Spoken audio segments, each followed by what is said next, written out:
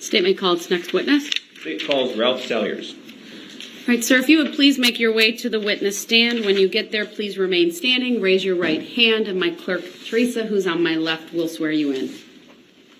Do you solemnly swear that the testimony you're about to give shall be the truth, the whole truth, and nothing but the truth, so help you God? Yes.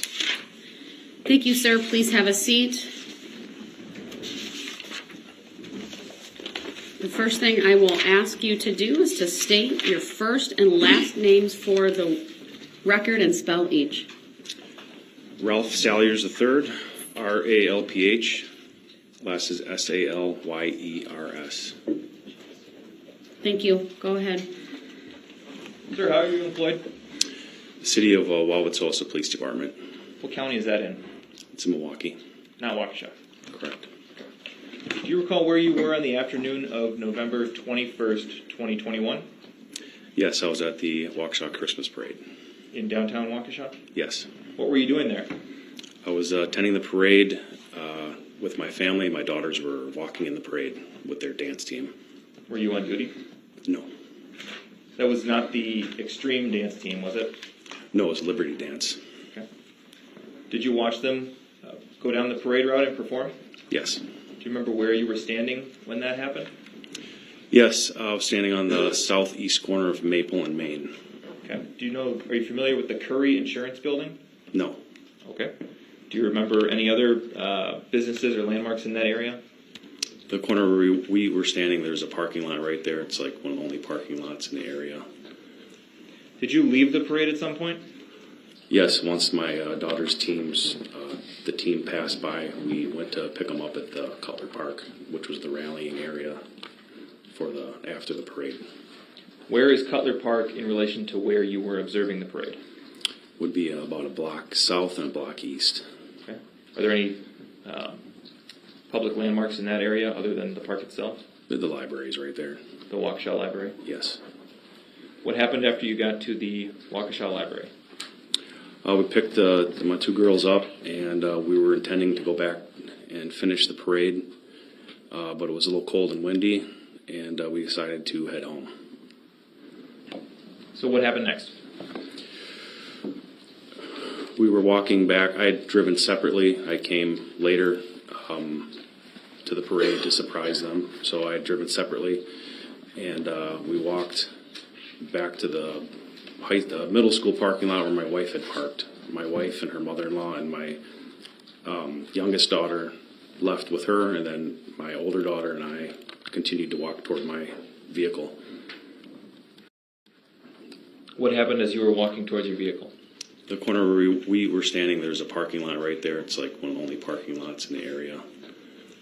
Did you leave the parade at some point? Yes, once my daughter's the team passed by, we went to pick them up at the Cutler Park, which was the rallying area for after the parade. Where is Cutler Park in relation to where you were observing the parade? Would be about a block south and a block east. Okay.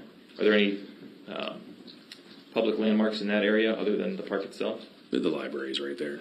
The Waukesha Library? Yes. What happened after you got to the Waukesha Library? We picked my two girls up, and we were intending to go back and finish the parade, but it was a little cold and windy, and we decided to head home. So what happened next? We were walking back. I had driven separately. I came later to the parade to surprise them, so I had driven separately, and we walked back to the middle school parking lot where my wife had parked. My wife and her mother-in-law and my youngest daughter left with her, and then my older daughter and I continued to walk toward my vehicle. What happened as you were walking towards your vehicle? As we were walking south down Maple, on the east side of the sidewalk, I saw an SUV driving behind the houses on the west side of Maple, and I just assumed it was driving in a alley or a driveway. As I lost visual of the SUV, was driving behind houses, I heard a crash, which I am familiar with vehicle crashes. It sounded like a vehicle crash. The vehicle then emerged a little bit further south from behind one of the residences there and drove down the driveway of that residence toward the street, toward my daughter and I. And then what happened? I saw that the front end of the SUV was severely damaged and put two and two together, thought the damage was from the crash I had just heard. So the vehicle came eastbound down the driveway toward the sidewalk. I was standing across the street from it, and then it came to a stop. I saw the driver of the vehicle exit the vehicle. He came around to the front of the vehicle, looked at it, and yelled, "Fuck," and appeared to be panicked, went back and got items out of the driver's side of the vehicle and then ran southbound. The vehicle that you're talking about, do you remember what color it was? It was a maroon Ford Escape. What direction was the front of the vehicle facing when it came to a stop? It was facing east. And where were you in relation to the vehicle and the street? I was directly across the street from it on the sidewalk.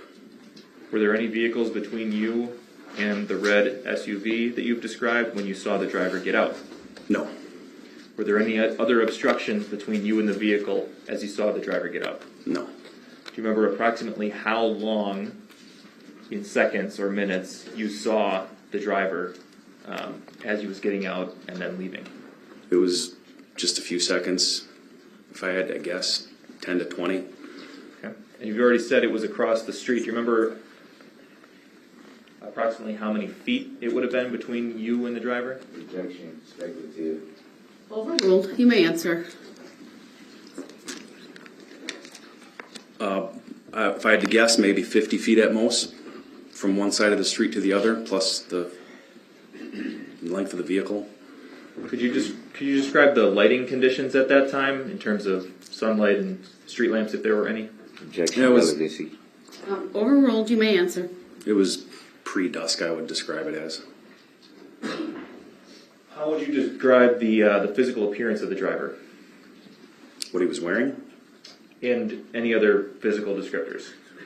Well, he just looked to be kind of in a panic. Obviously, I thought he was involved in a crash. And he was wearing a gray hooded sweatshirt and blue jeans. What about race? I would Objection. Speculative. Overruled. He may answer. I would have described him as a light-skinned African-American or possibly Hispanic male. And you, in fact, you you gave a statement to a fellow officer shortly after this happened, the next day, is that right? Yes. And that's the description you gave to that officer? Yes. You've seen news reports about this case in the days or the time since November 21st, is that right? Yes. And you've seen photographs of Darrell Brooks in other contexts, is that correct? Objection, I do not consent to being called that name, nor do I know that individual, and his Go ahead. You may answer the question. speculative. It's not speculative. Clearly. Yes. The person you saw get out of the driver's seat of that SUV on November 21st, do you see that person in the courtroom today? Yes. Objection is hearsay. How he's speaking as a first eye-hand witness. Overruled.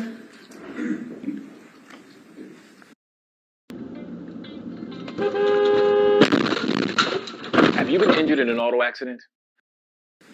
I believe he answered, but could you state it again? Yes, I see him. He's sitting at the defense table wearing a suit with a blue tie and a white surgical mask. And just to be thorough, could we please have Mr. Brooks remove his mask for a moment? Please. Mr. Brooks, please remove your mask. Thank you. The record should reflect the mask has been removed. How confident are you in your identification today? 100%. Is your identification in court today colored in any way by seeing pictures of Mr. Brooks in other contexts? Objection, speculative. Overruled. He may answer. No. Can you describe the difference, if any, between Mr. Brooks' appearance today and his appearance on November 21st? Objection, hearsay, and speculative. It's neither one of those things. The objection is overruled. The witness may answer. Objection is irrelevant. It is relevant. He may answer. Not if he identified me already, so he said. Mr. Brooks, please. The objection's been overruled. The witness may answer. He's got very short hair right now, and he didn't then. What did his hair look like on November 21st? Objection, Overruled. You may answer. relevancy. Go ahead. You may answer, sir. He had longer hair. I'm going to ask that we put up for the witness only exhibit number 65, please. Go ahead. Do you see a video on the screen in front of you? Yes. We're going to play a few moments from that video just to give you a chance to see if you recognize what's shown.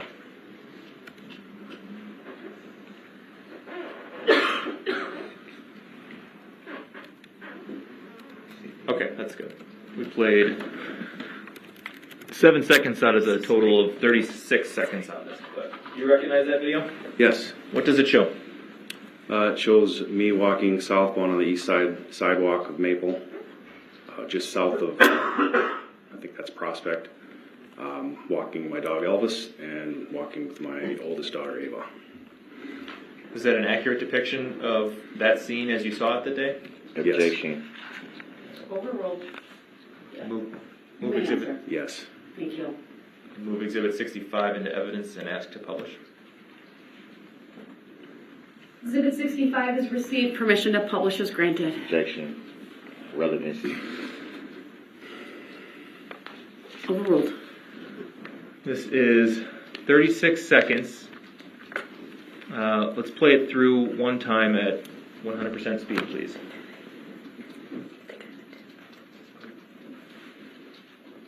You can go ahead.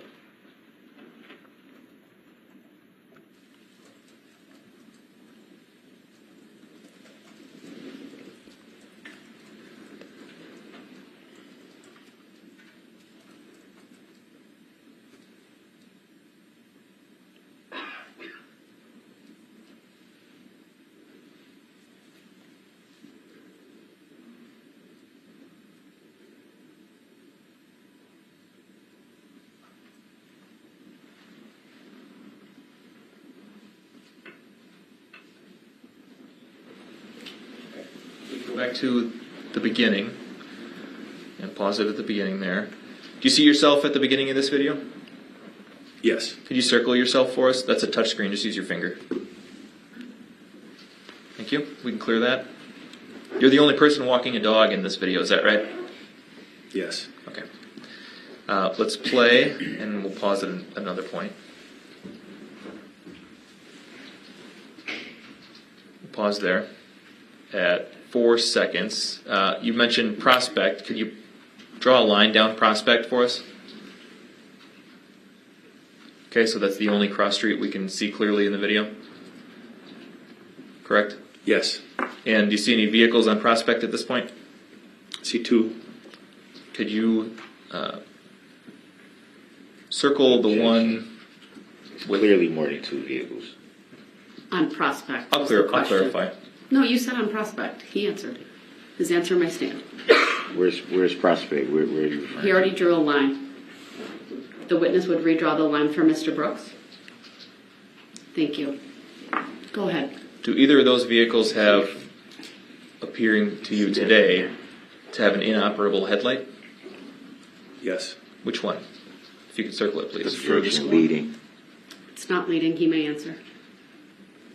Thank you. We can clear that. And we'll resume at 4 seconds, please.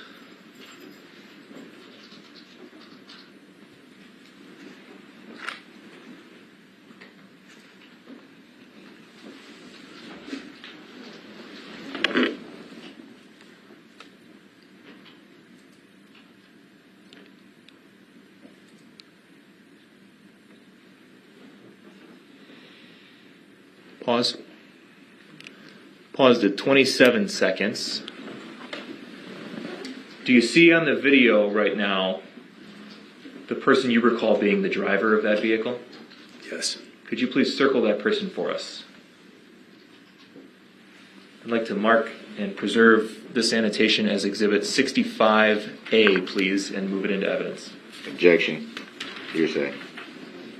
The objection is overruled. Exhibit 65A is received.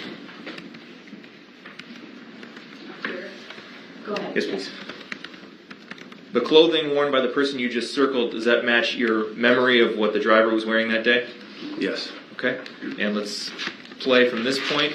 27 seconds.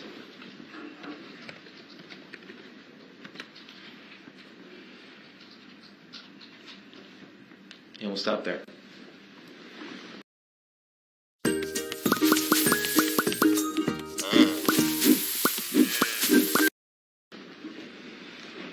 From the 27-second point to the end of the video, the person who you circled, does that match your memory of what the driver did that day after he got out of the SUV? Yes. What did you do next? I attempted to call 911 to report a crash. If we could take the video down, please. Did you get through on the first call? No. What about the second? No. Third? No. Did you eventually get through? Fourth time. Objection. Hearsay. I'm sorry, I didn't hear the answer. The objection is overruled. Could you please restate your answer, sir? I believe I got through on the fourth attempt. And that's when you reported what you saw? Yes.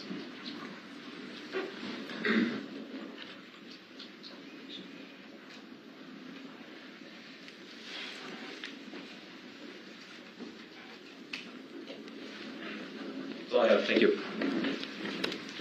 Any questions on cross-exam for this witness? I do. Can we pull that exhibit back up again? 65. And publish. 65 will be shown. Go ahead. And publish. Granted. Permission granted to publish. It's been received.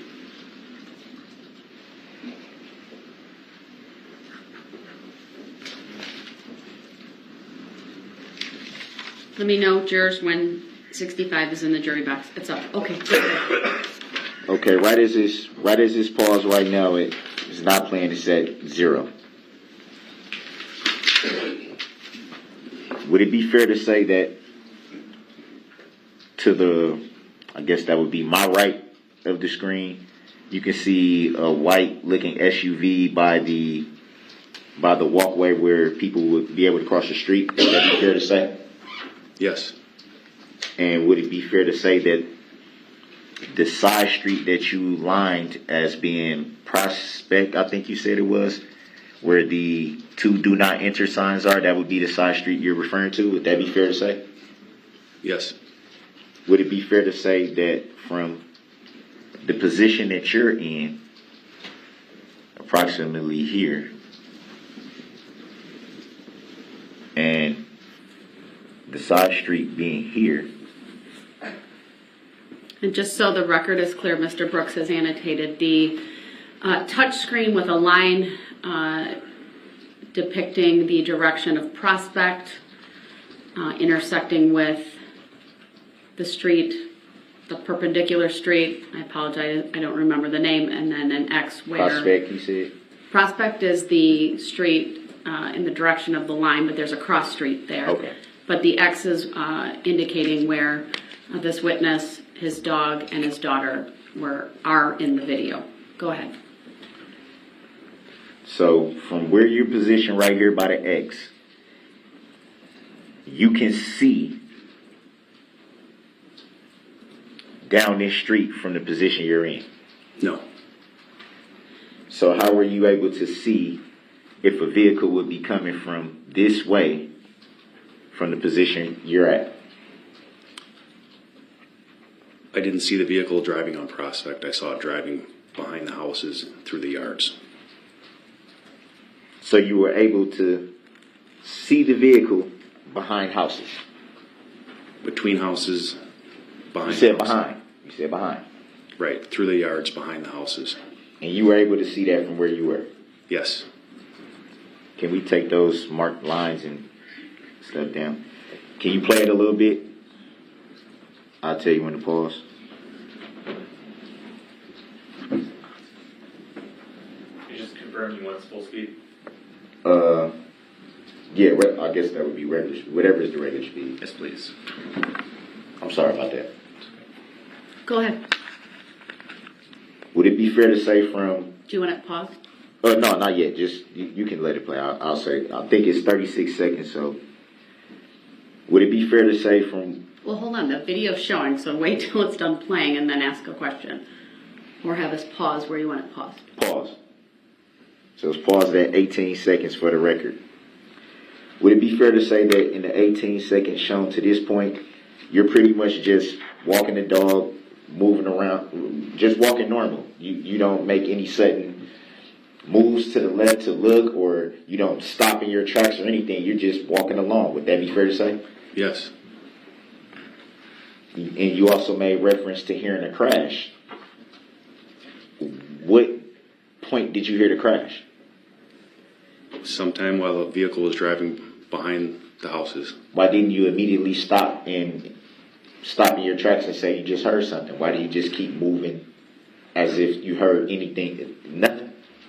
I just turned my head to see if I could see anything, and I didn't see anything. And so you just kept moving. Correct. So basically it was just like, oh, do, walking the dog. Yes. Can you play?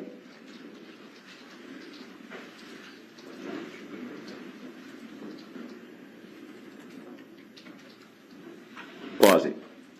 Would it be fair to say that another roughly 8 seconds to play, from 18 seconds to 26 seconds, still you didn't stop in your tracks, still you didn't turn to look at the other side of the street in any manner? You're continuing doing what you're doing. Is that fair to say? Yes. Why so nonchalant? When the vehicle emerged from the back of the house, I saw that it was damaged, and then in my mind, I knew what I had heard. With all respect, that wasn't the question. Why so nonchalant at that point?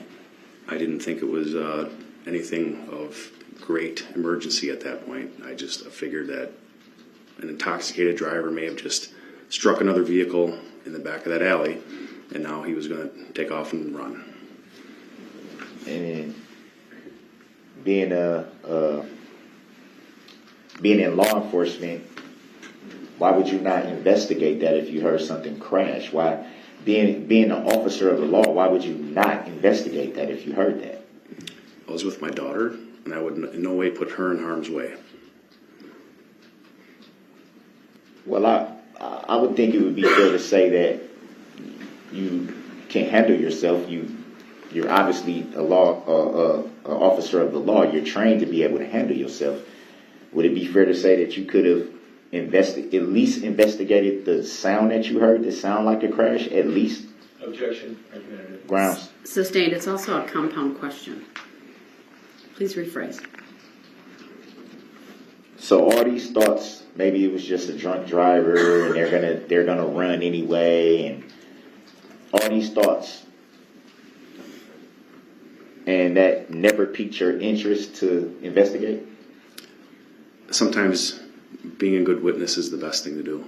That's why I called 911, to report it immediately. Now that's fair, but being an officer of the law, you're right there. Again, Objection. That's not a question. Also asked and answered. Also argumentative. Sustained as to the form of the question. You don't need to answer, sir. Next question, please. What if someone may have been hurt at that point? You don't think you would have an obligation to investigate if someone may have been injured at that point? that's why I called 911. Can you play the rest of the video? We sure can. Go ahead.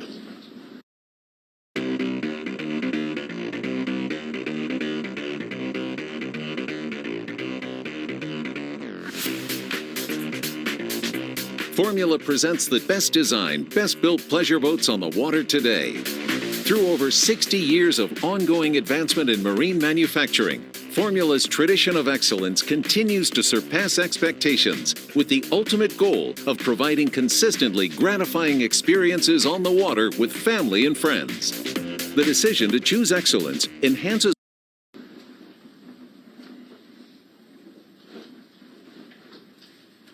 It did a weird little motion thing. That's probably from the camera. I would guess. But in that entire video, is it fair to say that you did not reach for a phone and take out a phone from your pockets or anything in any way? That be fair to say? I can't tell if I did from the video itself. I know. So that when I did you make the call? At some point after you started running. Who is you? The defendant, the driver of the vehicle.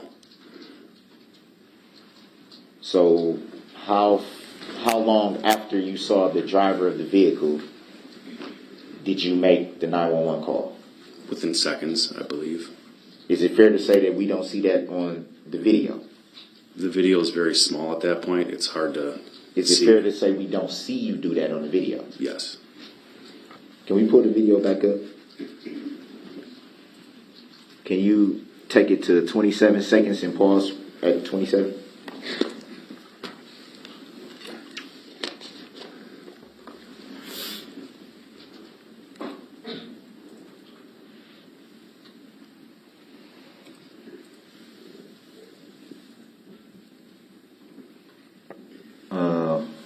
Maybe 28. I may be mistaken. Maybe just go one more second. Maybe to 28. Or you know what? No. Keep it paused right there. Would it be fair to say that you noticed the vehicle in this area right there? Yes. Can you remove the X? And what do you see right there? I don't understand. Do you see anything right there? An individual, anything? Do you see anything right there? It's inside hard to the tell circle? from that picture what I can see. Can you move it? Can we blow it up a little bit or move it closer? Just a little bit. I don't know that it can be zoomed in. Does that Can the it- state can have it be that zoomed in? capability? So we can zoom in, as long as the defendant's okay with dispensing with any technological foundation issues there.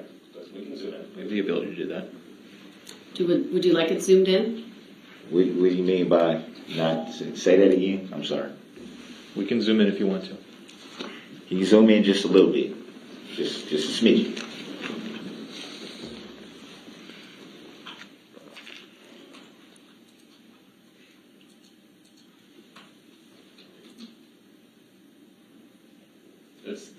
That's the extent of our zooming capabilities with this No, software. that's fine. That's fine. Can you see anything there? It looks like something white. I don't know if that's the driver. Looks like something white. Yes, it's light colored. White color what? It's light colored. Light color, but you did say white. Is that fair to say that you just said white? I just did say white. Can you erase the circle? Zoom back out. Take the. It's like a box there in the corner that's kind of throwing the whole exhibit off. Take it back to the regular.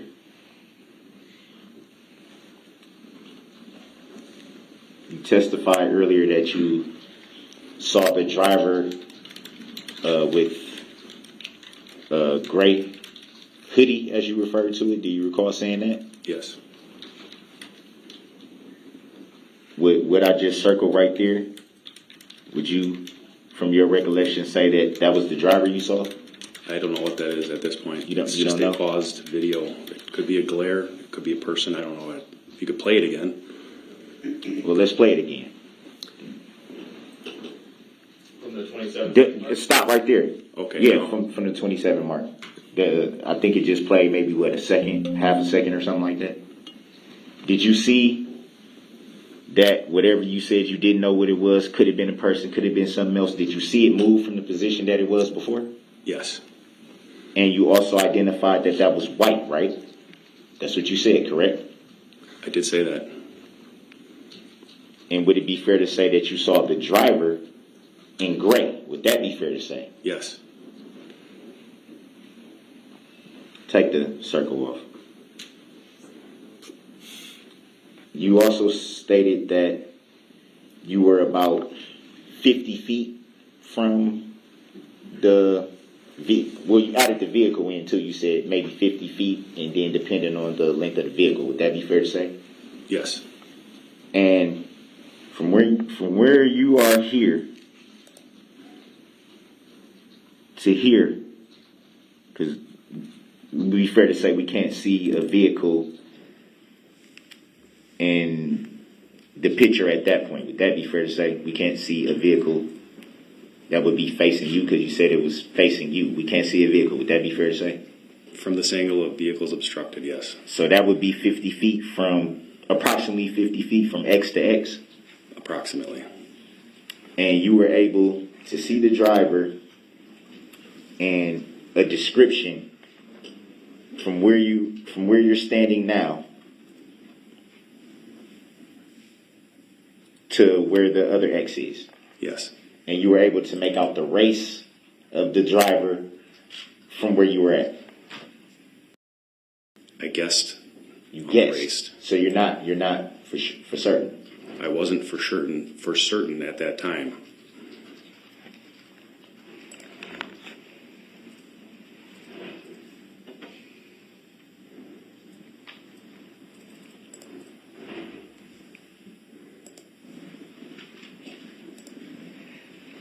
So what conclusion were you coming to at that point?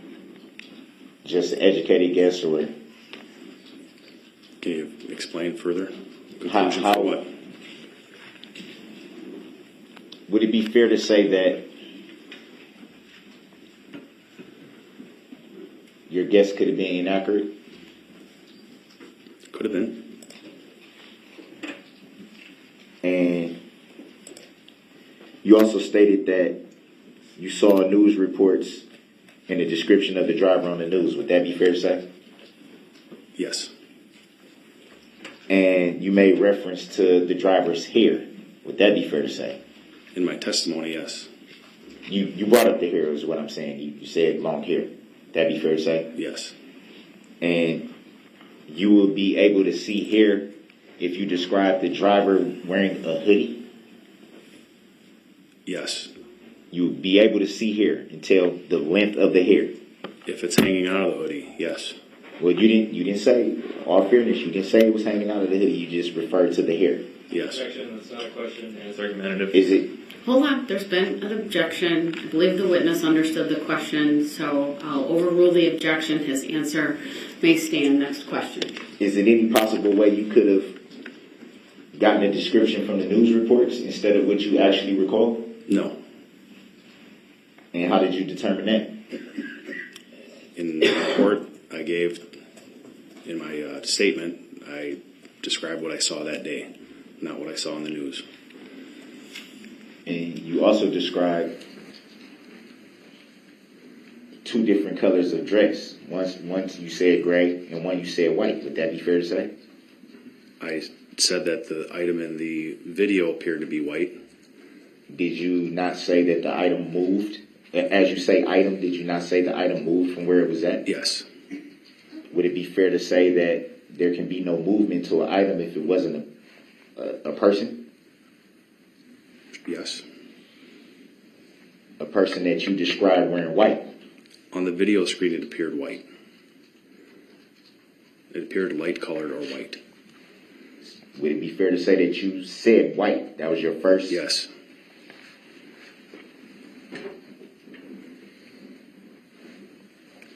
At any time in that video, could you see hair? In the video? In the video. You can't see very much in the video. No.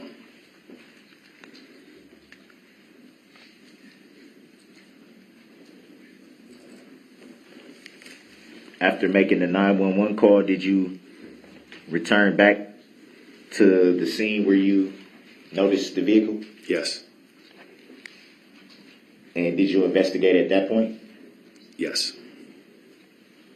So what changed from the point that you heard a crash, as you say, and then returning back to where you saw the vehicle? What changed between those times? As I was talking to the 911 dispatcher, I wanted to give them better details about the vehicle, so I walked back over to. So at the time that you initially made the 911 call, there were still details about what you saw that you were unsure of. Would that be fair to say? I believe they asked me what the license plate was, and I couldn't see it from where I was at, so I walked back over to give that to them.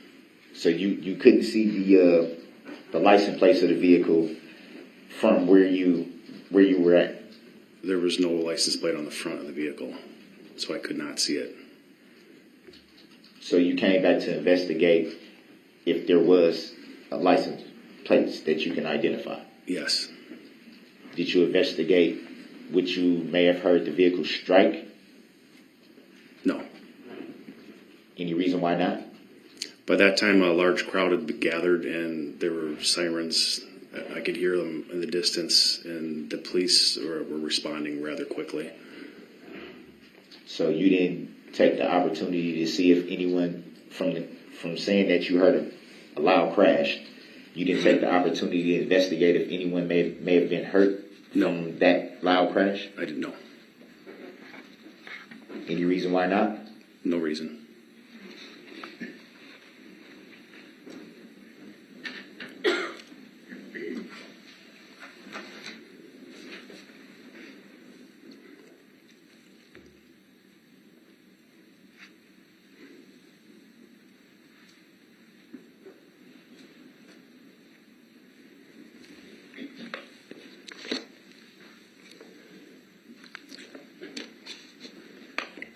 Any other details about the driver that you can recall?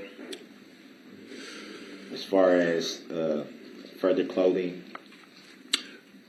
No, I thought at some point I saw a Packers logo on his clothing or something to that effect. Did you put that in your report? Yes.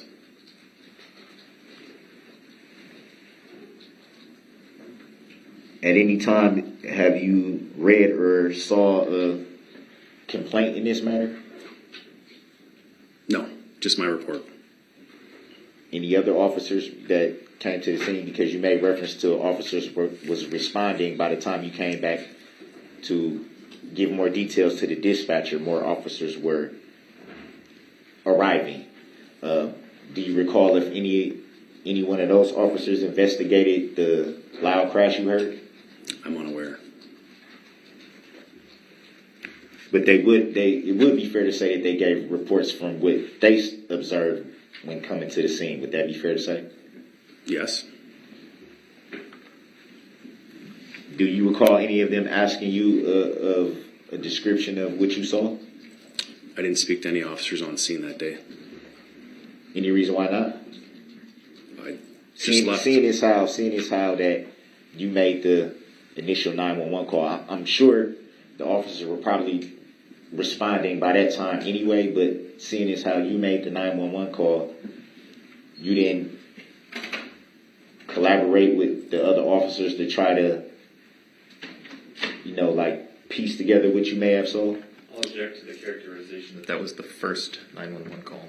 I didn't say first. I said he made the initial 911 call. Initial means first, so sustained is to the form of the question.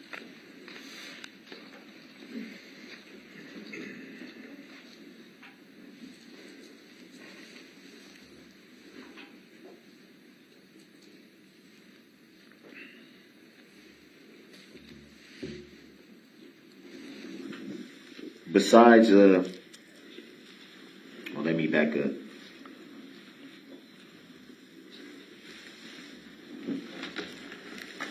After seeing the description on the news, did you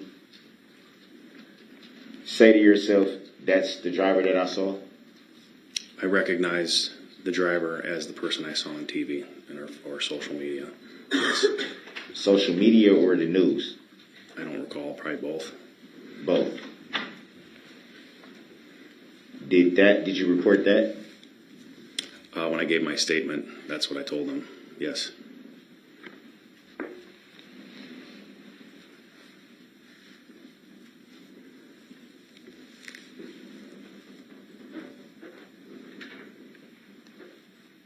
And did you report that description before or after you saw it on the news or social media or both? I gave a statement the very next morning. I worked at 6 a.m. I reported it to my supervisor, who contacted Waukesha investigators and had one of our detectives take a statement from me that morning. The statement that I gave them was from my experience at the scene, not from what I saw on TV or social media. So it would be fair to say by that next morning you had already seen reports on the news or social media? Yeah. Or yes. both? Yes. And your report was the next morning, so could it have been fair to say that that's where you got the description? No.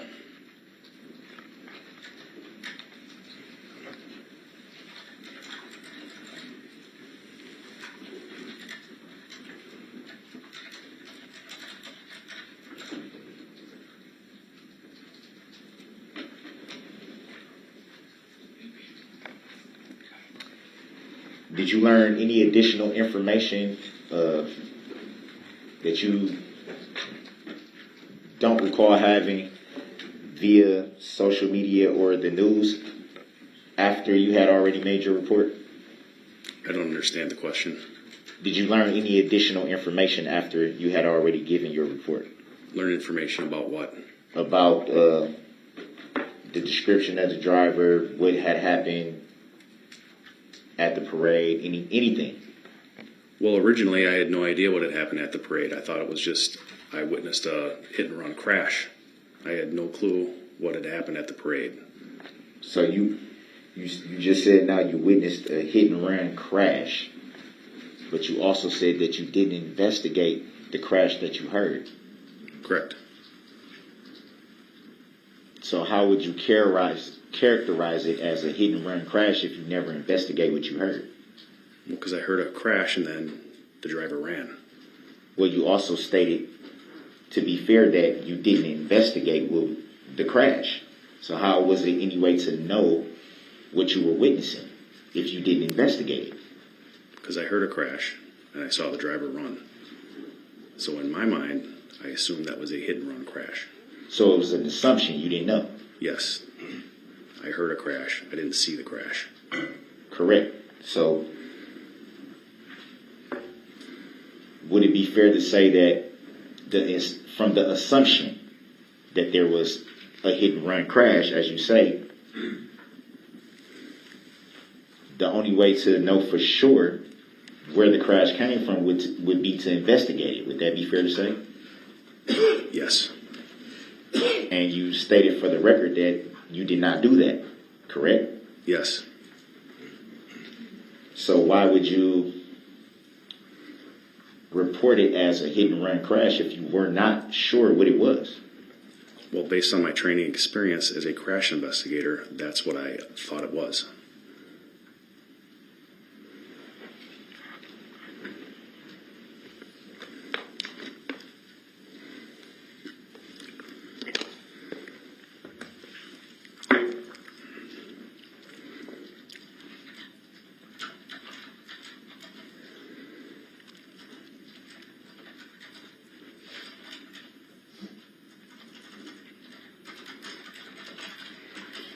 Did you talk to any of the people that lived in those houses to see if they had heard the same thing you heard? I spoke to maybe a resident of the apartment or the house right there who just said that the vehicle didn't belong there. Did they report to you that they heard any crash? No, not that I recall. Did they report to you that they saw a driver? No.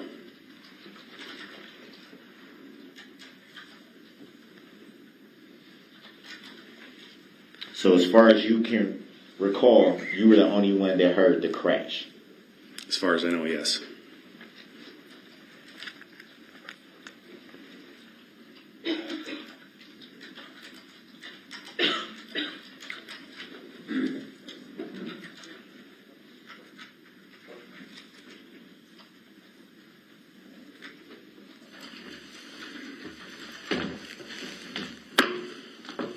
No further questions. Any redirect? Yes, please, thank you. You testified that you didn't investigate the sound of this crash, correct? Yes. Were you off duty that day? Yes. When you're off duty, do you carry a police radio with you? Objection. That is irrelevant. It's an officer of the law. Overruled. He may answer. No.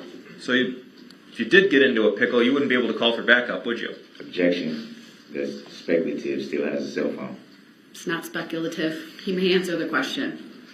Correct. Your daughter, the one that we saw on Exhibit 65, I believe. 65.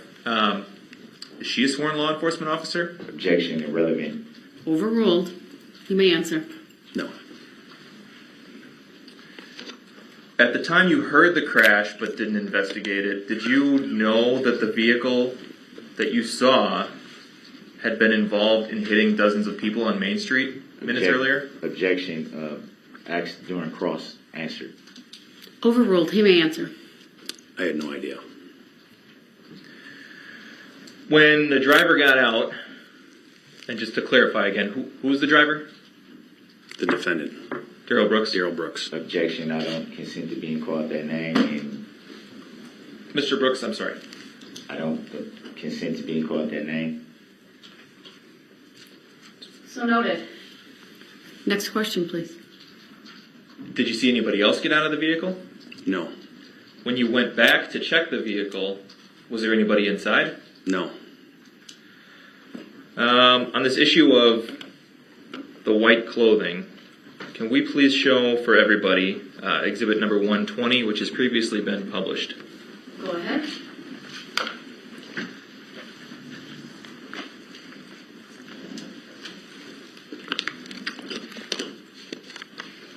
You see exhibit number 120 on the screen in front of you? Yes. You see the person who appears to be behind the driver's wheel of the red SUV in that picture? Objection. What is the relevancy? Overruled. He may answer. Yes. How would you describe the color of the shirt that that person's wearing? Light gray or white?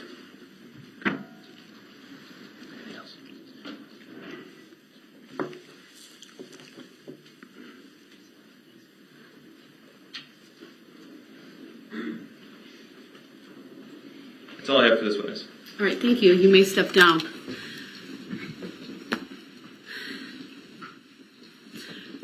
May this witness be excused from this appeal?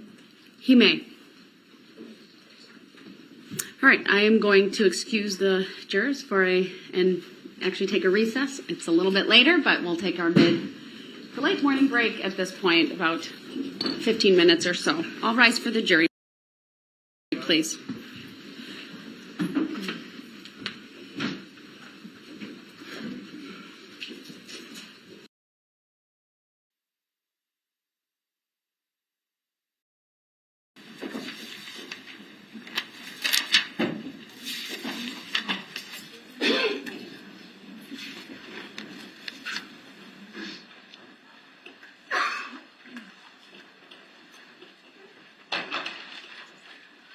Thank you, everyone. Please be seated. And the state may call its next witness. State calls Officer Bryce Skolton. All right, Officer Skolton, if you would please make your way to the witness stand. When you get there, please remain standing. Raise your right hand. My clerk, Teresa, who's on my left, will swear you in.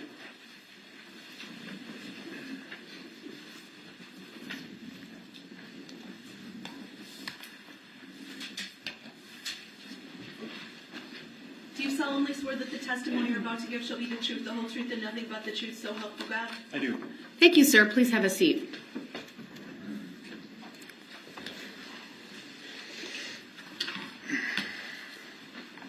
The first thing I will ask you to do is to state your first and last names for the record and spell each. Bryce Skolton, spelled B-R-Y-C-E. Skolton is S-C-H-O-L-T-E-N. Thank you. Go ahead, your witness. Thank you. What line of work are you in?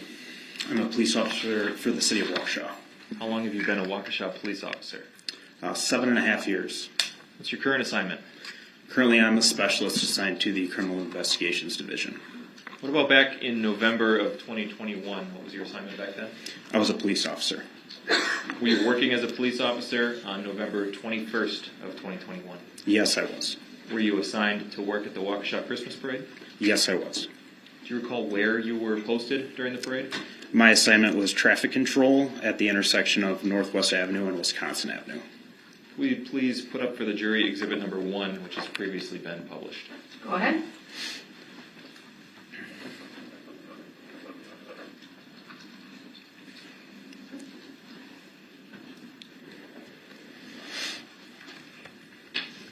Could you circle for us the intersection where you were posted on Yes. this map? Actually, it's a touch. Use your finger. Just use your finger. I may want to take that away.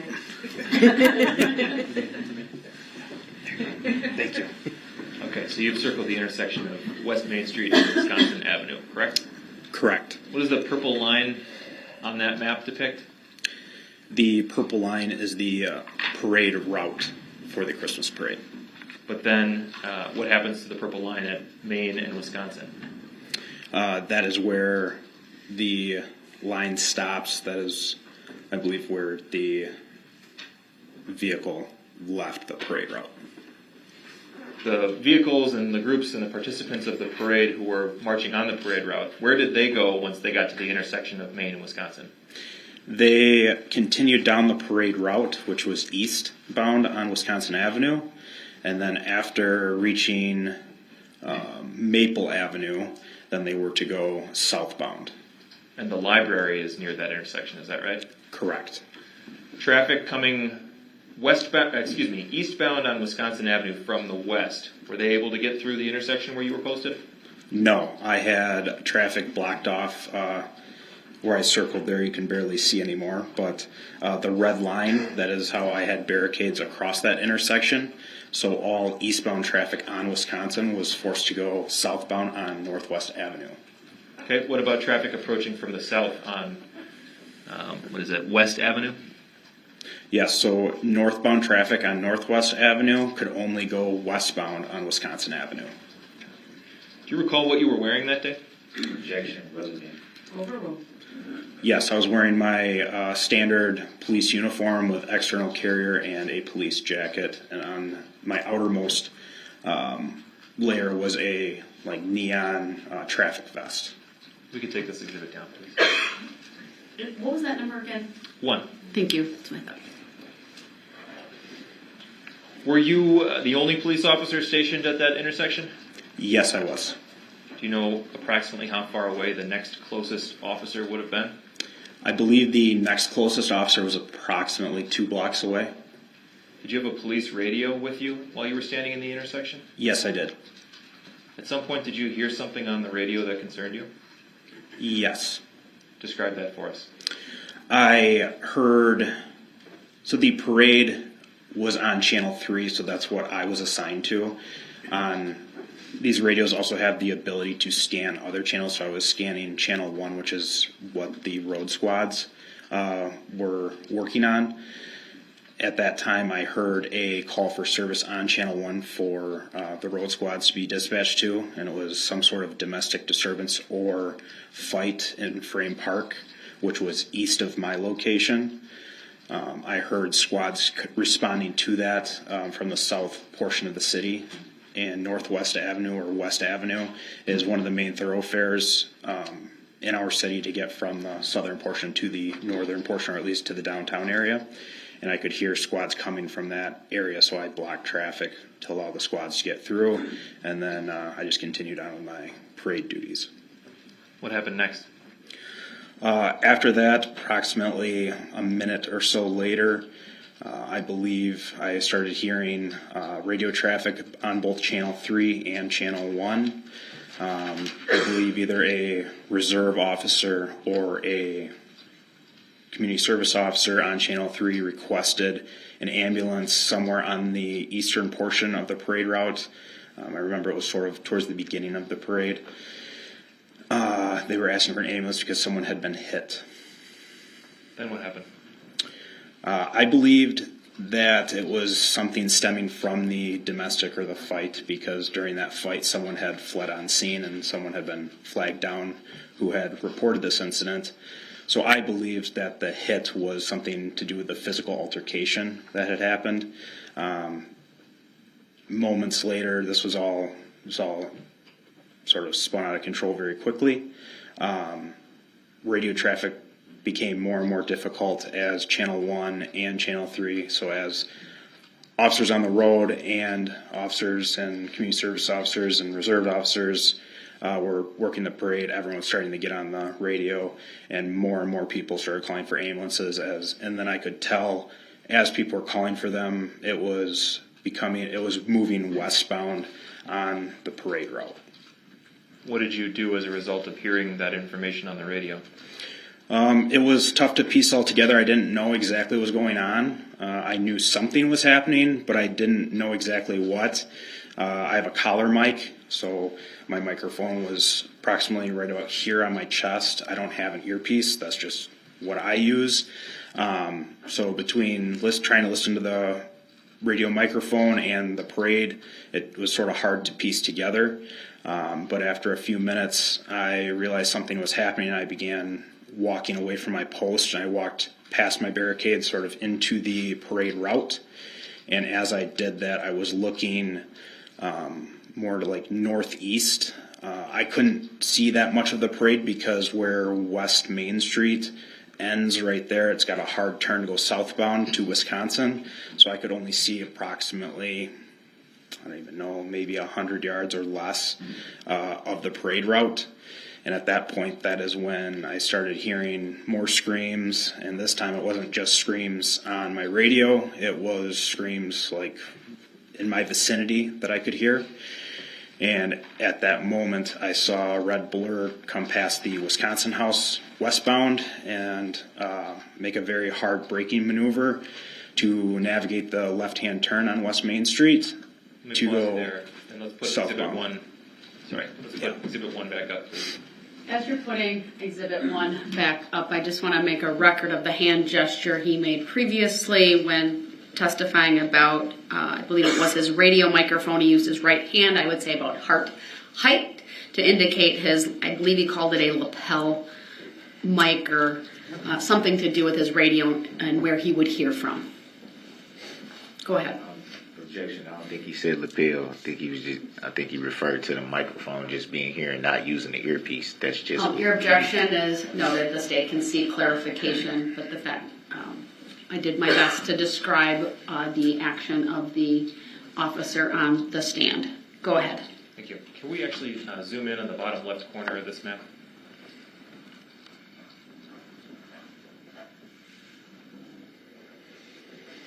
You mentioned the Wisconsin House. Can you describe for us where that is?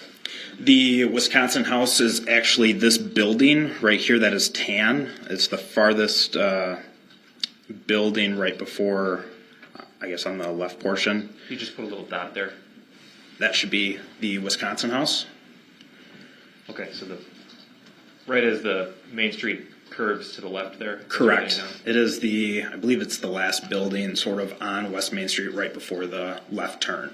So if you were standing in the intersection of Wisconsin and Main, the Wisconsin House is the building that would obstruct your view further east up Main Street? Correct. There's a parking lot to the left as you look at the screen, and the vehicle's parked there, so I can't even see pretty much anything in front of the Wisconsin House on Main Street from my location. We can take that back down, please.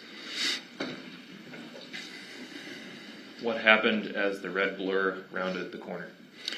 I realized what was happening at that point. I recognized it was a red SUV, and there was extreme vehicle damage to it on the front. The hood was smashed up towards the windshield, the front portion, the front bumpers, the fenders, everything was, it was extreme vehicle damage, like vehicle damage that you would see at a traffic crash between two vehicles. At that point, between all the screaming I heard, everyone calling for ambulances and help, and then realizing people hit, I knew it was now people hit by a vehicle, and I knew that those initial requests were so far eastbound on the parade, and now I'm towards the end of the parade, or at least the end of the portion of Main Street. I knew that this vehicle had likely, and based on the speed of the vehicle, that the vehicle had ran through the entire parade route and likely severely injured people or killed people. And at that point, I thought it was a terror attack at the parade. What happened as the SUV continued southbound? As the vehicle navigated its turn to go southbound, it accelerated towards me. That is when I knew I had to use deadly force to stop the threat. And as the vehicle was approaching me, I remembered making the decision that the easiest shot likely would have been through the windshield. However, I remembered the entire backdrop were just surrounded with kids and people. So I waited for the vehicle to pass me and tried to direct my rounds as most southern as I could because there were less people in that direction. Where were you standing in the intersection as the vehicle passed you? At this point, I had walked northbound slightly, so I was, I believe, just out of the intersection at West in Wisconsin. So I was on, I believe my shots, I was technically on Main Street at the time when I began shooting. Using cardinal directions, can you describe for us which side of you the SUV passed? Objection, what is cardinal? Overruled. The witness may answer. The vehicle passed to the east of me. What direction were you facing as it first started to pass you? I was facing north. So that would have been on your, the vehicle would have passed you on your right. Correct. Okay. How close did you come to the vehicle as it passed you? It was very close. I believe at the time, I remember stepping to my left. It was so close I felt like I could touch the side of the vehicle. Could you see into the vehicle? Yes, I could. How many people could you see inside of the vehicle? I saw one person. Where was that person in the vehicle? That person was at the driver's seat of the vehicle. Did you get a good look at the driver? Yes, I did. Do you see the driver in the courtroom today? Yes, I do. Your Honor, I'd ask Mr. Brooks please remove his mask for a moment. Thank you for doing that, Mr. Brooks. His mask is off. Can you identify the driver in the courtroom if you see him? Yes, the driver is seated at the defense wearing a blue tie and blue shirt underneath his suit jacket. I'd ask the record reflect that the witness has identified the defendant. The record will reflect the witness has identified the defendant as the driver of the vehicle he saw on November 21. What happened after the vehicle passed you on your right? After the vehicle passed me on my right, I began firing at the driver of the vehicle, and as that happened, he ran over the barricades and ultimately left the parade route and continued southbound on Northwest Avenue.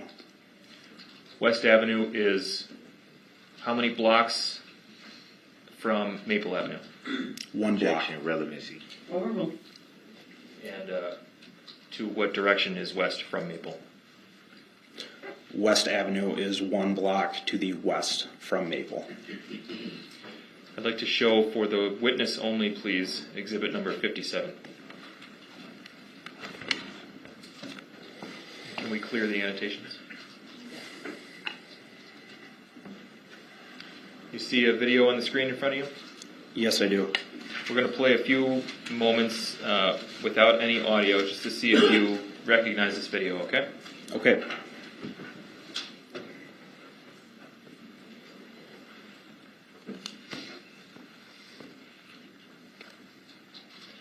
We've played 7 seconds for you. Do you recognize this video? Yes, I do. What does it show? This is the vehicle that was driven by Darrell Brooks on during the Christmas parade that drove past me and I shot at. Objection. I don't consent to it being called that name, or nor do I identify it. I'm hearing third party. So Your I want that objection stated is for- noted. It's overruled. The witness has previously identified you. I want Go that ahead. stated for the record. You may ask your next question. Does this video accurately depict the scene as you saw it that day? Yes, it does. Move exhibit 57 into evidence and request permission to publish. Exhibit 57 is received by the court and permission to publish is granted. This is a 19-second video. I'll wait for the bailiff to signal that the jury has it.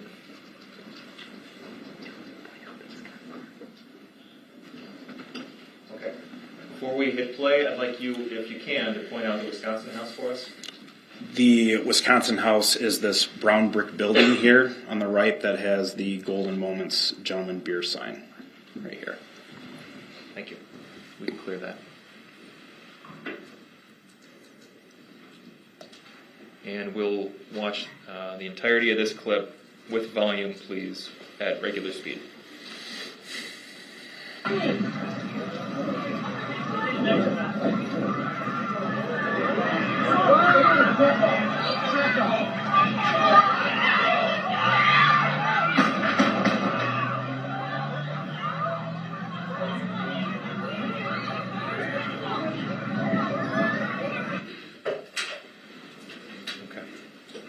How many gunshots did you hear in that video? 3. Is that consistent with your memory of the event? Yes, it is. Can we pull that back up at about the 10-second mark, please? Do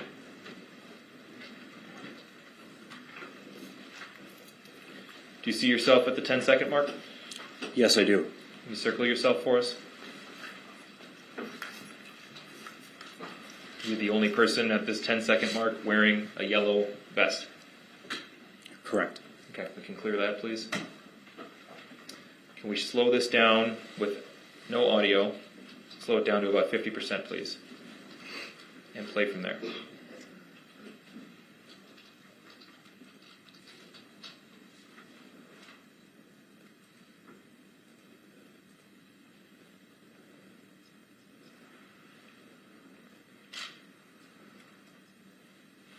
And we can pause it. We've stopped at 16 seconds. Does that portion of the video accurately reflect what you did that day? That is correct. Okay. I'd like to show for the witness only, please, exhibit number 170. Go ahead. Do you recognize this photograph? Yes, I do. What does it show? This shows the vehicle damage that I observed when I first saw the vehicle as it was coming towards me. This is the vehicle that was, again, driven the Christmas parade by Darrell Brooks. Objection, I don't consent to being called that name again for the record. I'm hearing third party.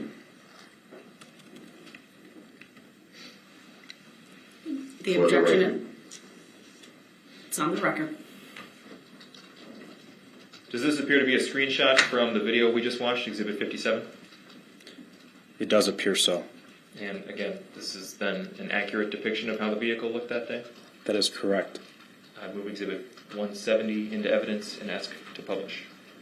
Objection. Relevancy. Overruled. Exhibit 170 is received. Permission to publish is granted. I would remind the jury once again that comments made by parties and lawyers are not evidence and should thus not be considered as such. Now I'd like to show for the witness only exhibit number 169, please. Go ahead.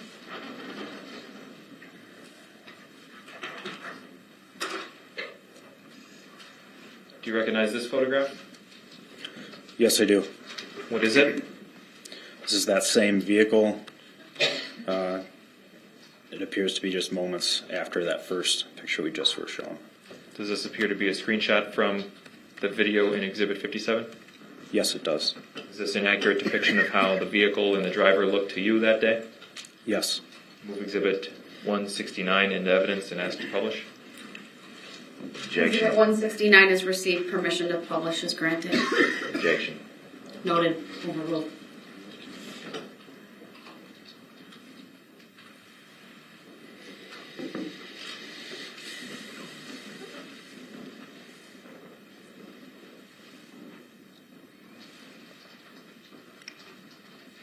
Now I'd like to show for the witness only, please. Hold on. Was that in the jury box? Okay, it was there. Thank you. I'm sorry, I didn't quite catch that earlier. All right, so next exhibit you may show to the witness. Exhibit 58, please.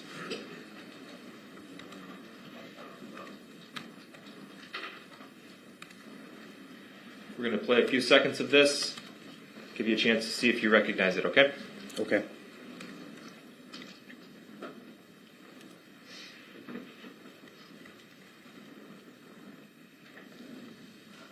Okay.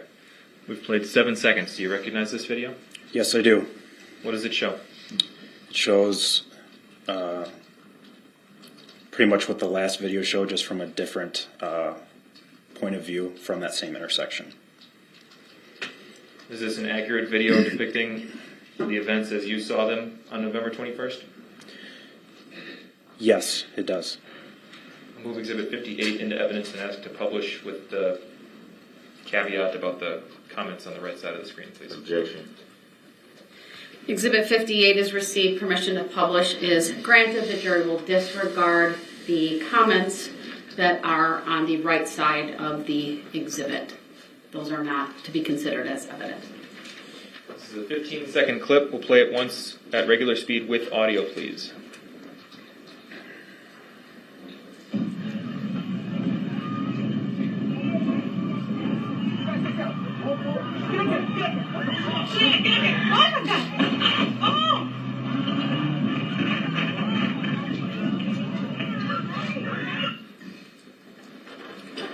We see the barricades at the end of that clip, is that right?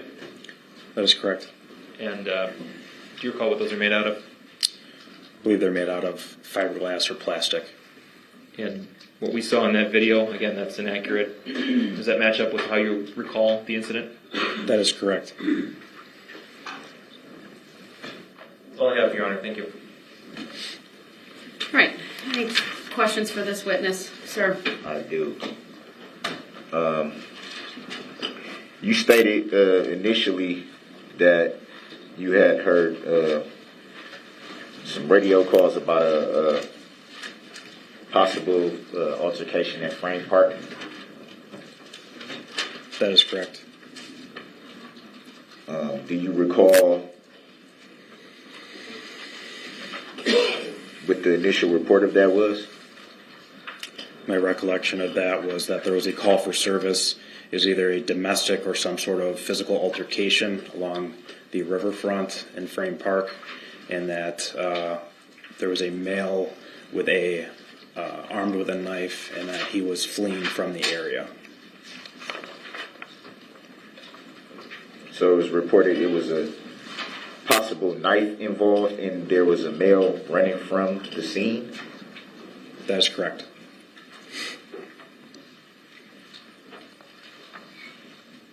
And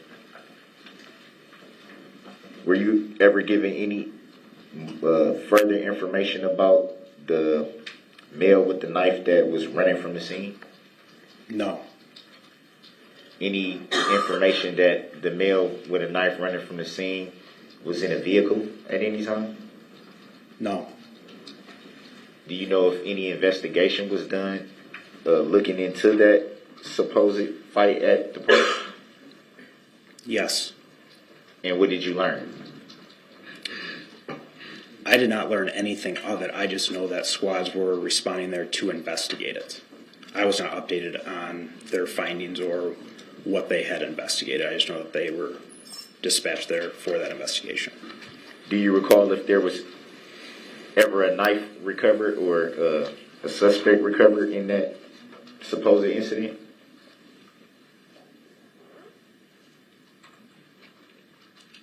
Do you mean, like, how much later do I know? Like, what I know now? At any time.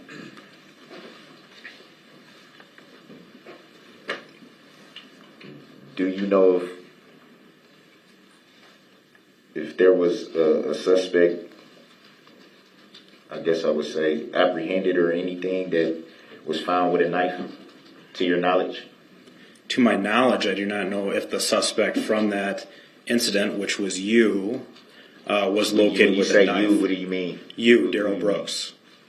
I know you were the suspect in that incident, and I know you were taken into custody approximately 30 to 40 minutes later. I do not know if you were armed when you were taken into custody. I'll let the record reflect that I do not identify by that name, nor do I know any individual by that name. I'm here in third party. The record's noted, although the jury will disregard the comments, they are Keep not saying- evidence in this case. Next question, please. At the time, you said, did you respond to that incident at the park? No. So how can you know who was involved with it if you didn't respond yourself? Because you stated at any time this investigation took a long time to complete, and from this investigation we determined that you were the suspect in that investigation. You determined that? I did not, no. Okay.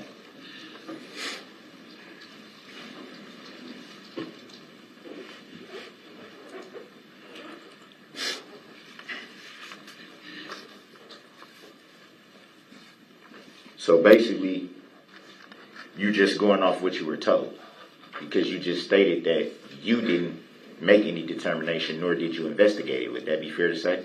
That's correct.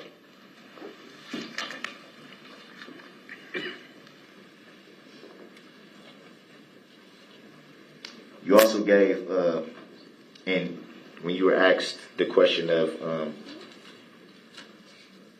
were there any other officers along the route, or I don't know if that was referring to side exits or anything of that nature, but I recall you stating that you gave an estimate, stating that you weren't sure where other officers were stationed, but you gave an approximate estimate. Would that be fair to say? That is correct. And would that have been officers stationed at different cross streets? That is correct. Do you know if those cross streets were barricaded? I know that there were barricades across numerous intersections for the parade route. That's how we shut down traffic in the downtown area for parades. So pretty much every side street is barricaded.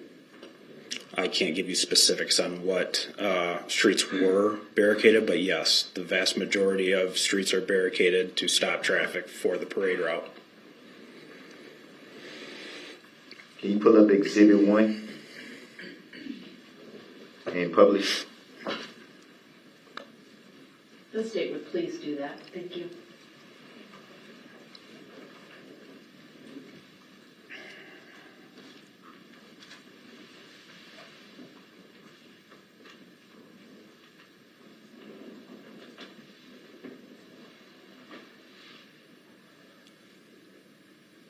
Does the jury have it yet? Yes. Can you see, well, I know you can. Can you see the red lines on this map that we're looking at? Yes, And what do those red lines constitute? barricades. So would it be fair to say that there's a red line at every cross street that we can see on this map? That would be Do you mean along the parade route or the entire map? along the parade route, starting at East Main Street. There's a red mark. Oh, I didn't mean to put that arrow. Can we clear that? I was trying to put like a little dot. Starting there's a red line there. There's 2 at Buckley. Hold on, and just so the record is clear, he put a mark at near the intersection of East Main and White Rock Avenue. So from that location to where? There's 2 at Buckley. Well, hold on, you're testifying now. You gotta ask a question. So the jury will disregard that Are statement. there 2 at Buckley? Yes, Is there one at Martin Street? yes, Is there one at is there 2 at Barstow Street? yes, 1 at Gaspar, yes, 1 at North Grand, and 1 at West Broadway. there's 2 at West Broadway. Well, it's one is on the closer to where it says North Grand, and one is on the other side of the star right there. This is what I'm referring to. Okay, yes, there are 2 Can you right clear there. that? Please clear that, Madam Clerk. So there's 2 there. There's 2 at Clinton Street. Can you see those 2? Yes, There's 1 at Maple Avenue. Can you see that one? yes, And there's 1 at right here at West Avenue. Can you see that? correct, yes, So it would be fair to say that there's pretty much barriers at every single street from White Rock and East Main to West Main and Northwest Avenue? Yes. Barricades at all those streets. Yes. Do you know if there were officers stationed at those barricades? Yes, this map shows, it appears, where everyone was for their assignments that day. So would it be fair to say if someone wanted to exit the parade route, they would essentially be blocked in by the officers and barricades? No. There are barricades at these streets we can see. Would that be fair to say? No. So it's not fair to say that there's barricades at these streets? It's fair to say that there's barricades at the streets. So essentially, if someone was leaving the parade route, can they just go right through the barricades? Based on the previous videos that we just were shown. Not based on the previous videos. If someone was leaving the parade route, can they just go down these streets that are barricaded? Can they just drive right out of there? Yes, the videos show that. How when it's barricaded? As the video were shown earlier, the vehicle went right through the Hold on, barricade. you asked the question, you have to let him answer that. He's giving you the reason. You asked him how. He's explaining it. There's plenty of ways to get off the parade route. You can stop after being given lawful orders by officers, and they could have directed you off the parade route in a safe manner. You could have stopped the vehicle at any point, or you could have driven through plastic barricades like you did at Northwest Avenue, where I was located. So yes, you can drive through plastic barricades. The you refer to as who? Darrell Brooks, the person that's talking. The you? And how did you come to the conclusion of that name, as you stated that you couldn't see past this building here, which you said is the Wisconsin House? Would that be fair to say? Well, that's a compound question, so you need to rephrase that, sir. You state clear this right there. Please? Is that a please? Can you clear this circle and arrow right here? That's. Thank you, Madam Clerk. You stated that from where you were positioned that you couldn't see around that building. Did you say that? Yes, I did. So it would be fair to say you also couldn't see what was happening along the parade route on Main Street. Would that be fair to say? That is correct. So it would be also fair to say that everything that you knew up until that point came over the radio and you didn't have first-hand knowledge. That is correct.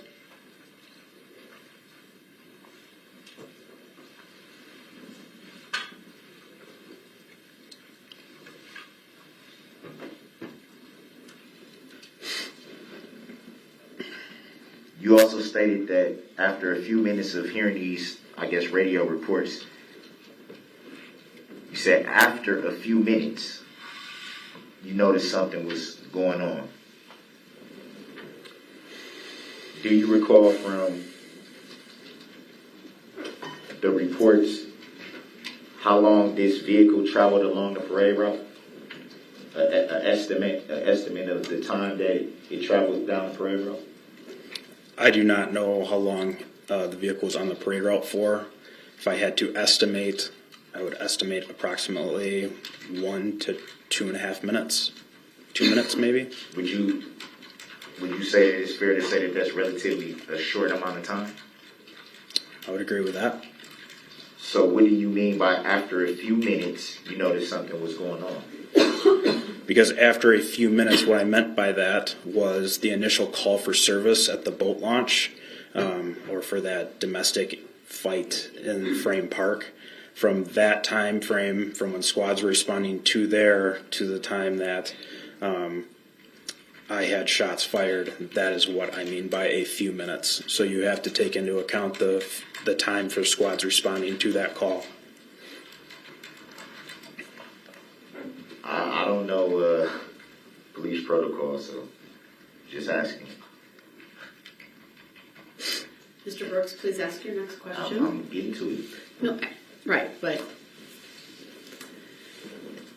I have to advise the jury to disregard the comment because it's not testimony.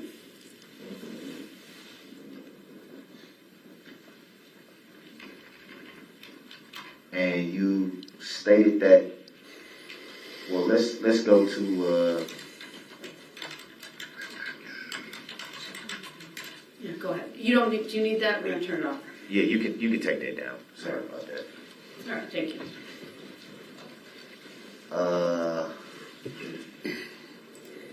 I believe it's Exhibit 57.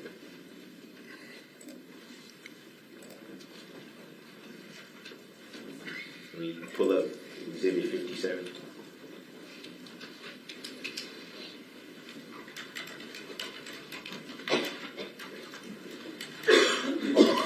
Can we bring it to about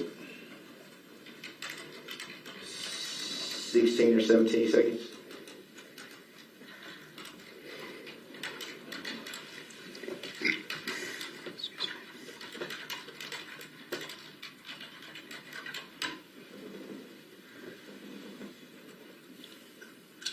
Can you bring it back a little bit?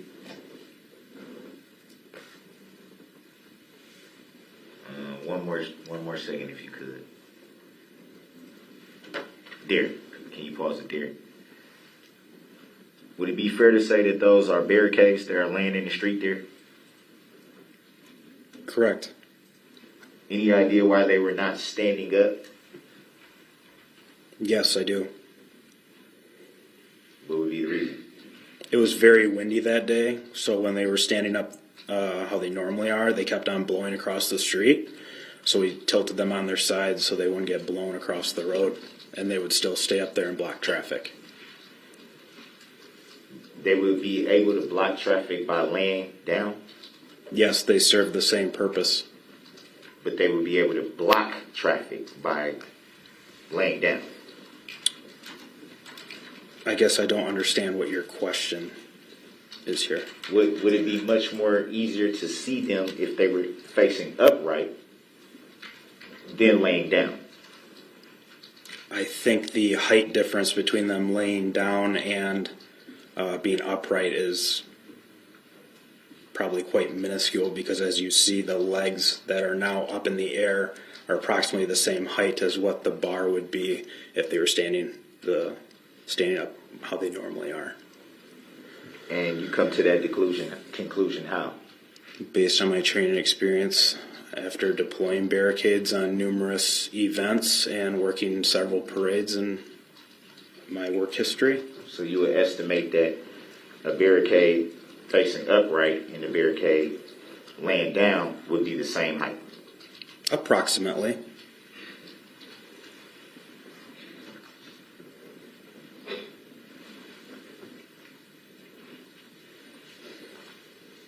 Can you bring it back to 10 seconds?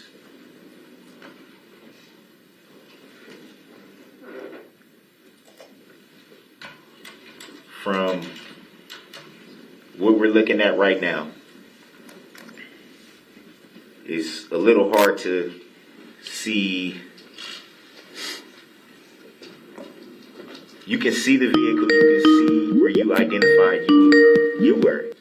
But it's a little bit hard to see everything. Would that be fair to say? Because of the person with the black coat and the gray hoodie and Nike black pants is directly in the middle of the screen? That's fair to say it's a little hard to see from this. Where it is paused now, yes. Yes, that's what I meant, where it's paused now. Yes. It looks like this would be you right here. Would that be fair to say? That is correct. It looks like you're firing your weapon right there. Would that be fair to say? I do not know if I have pulled the trigger yet or not. I don't believe I have. You were ready to fire at that point. That's correct. Do you recall what you were aiming for? Yes, I do. Can you state for the record and for the jury? You, Darrell Brooks. Again, you make reference to the you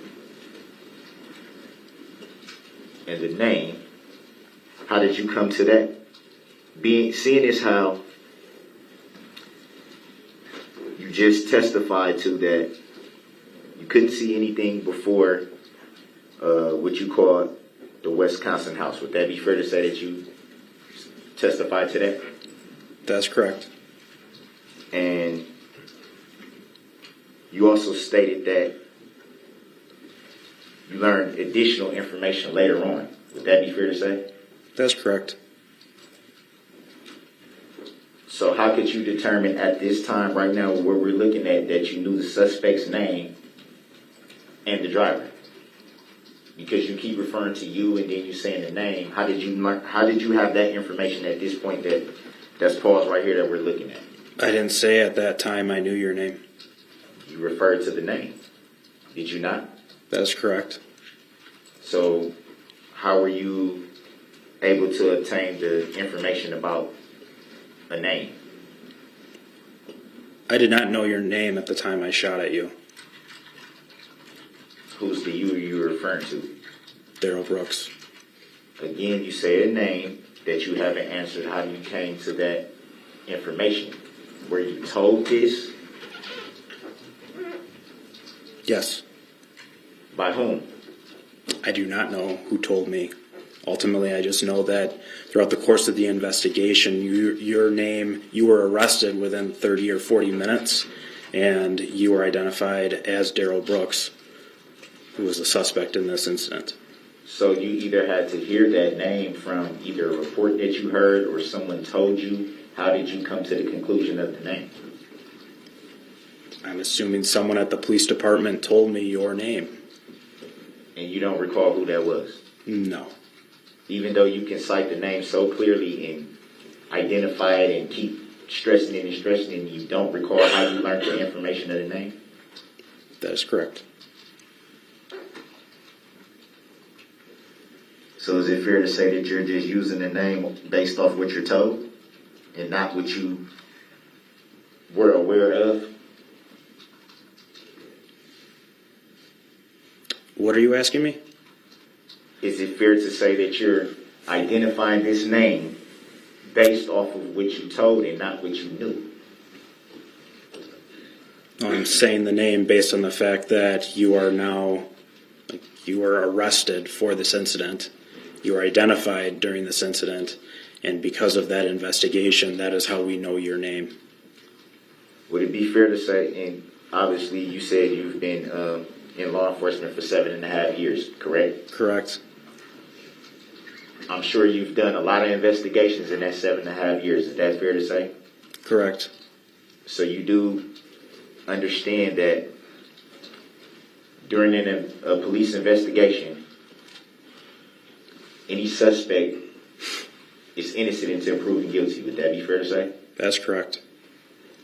And so with that knowledge,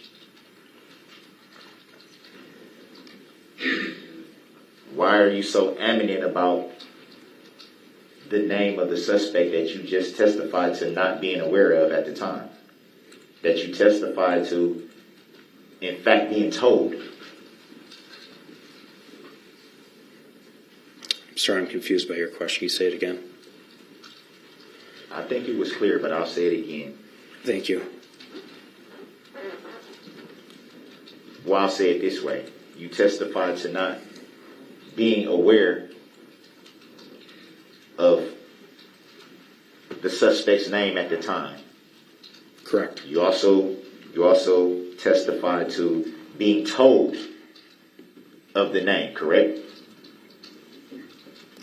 Correct. I don't know how I came about your name. I would assume it was through the investigation at the police department. And were you, in fact, part of that investigation? No, I was not. So it would be fair to say that by you using a name, you would not be sure. How can you be sure? I'll object. Grounds. Argumentative. It's been asked, it's been answered, it's argumentative, the objection is sustained. please ask your next question.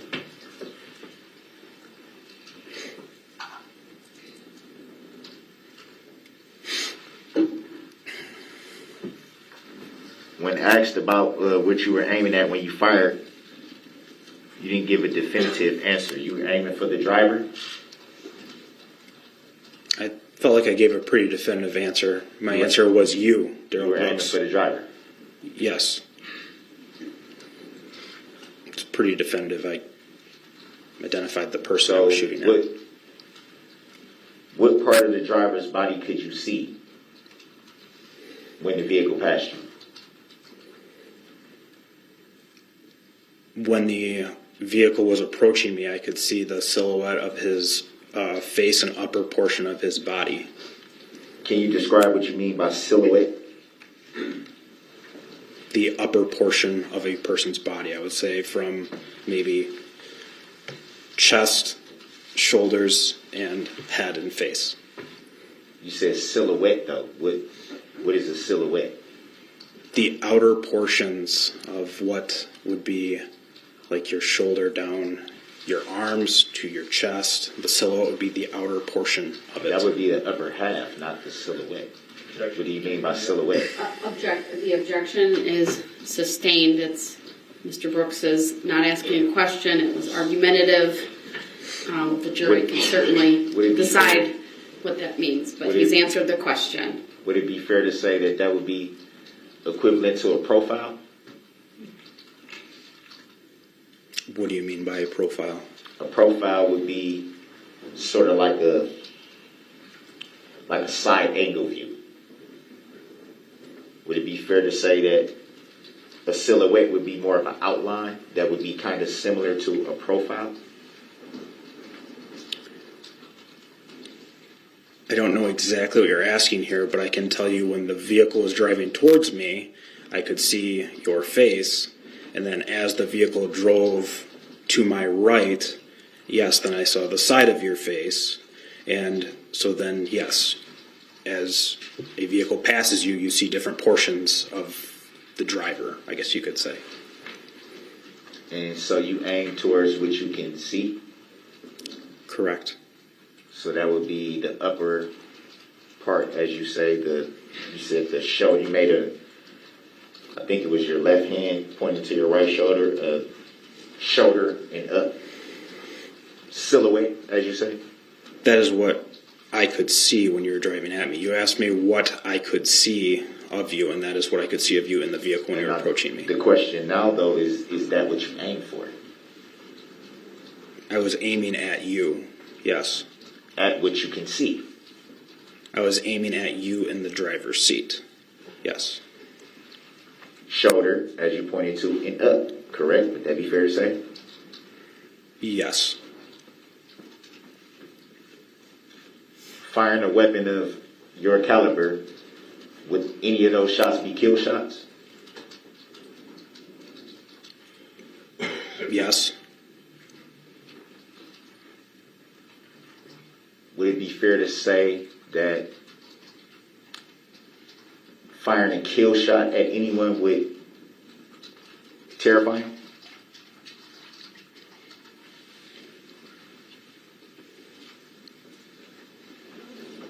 I'm sure being shot at is terrifying. Yes, it is. So it'd be fair to say you were shooting to kill? No. So would it be fair to say that, judging based on what you see, that you testified to, a silhouette from about here that you pointed to, from the shoulder, using your left hand, you pointed at your right shoulder from here up, and you just acknowledged that any one of those three shots could have been kill shots? Would it be fair to say that you were aiming to kill? Shooting to kill, rather. Not aiming to kill, but shooting to kill. No. So, in your estimate, what do you think you would have hit if you just testified to saying that you aimed at the driver? What were you estimating to hit? Well, my intention was to shoot you in the upper portion of the body. However, my intention was not to kill you. My intention was to stop the threat that you were posing to everyone in the downtown area at the Christmas parade. Keep referring to the you again. Well, that's not a question, so. By your estimation, acknowledging that those were kill shots, if you connected with any of those shots, is it possible the driver could have been killed? Yes. And would it be fair to say that that's deadly force? Yes.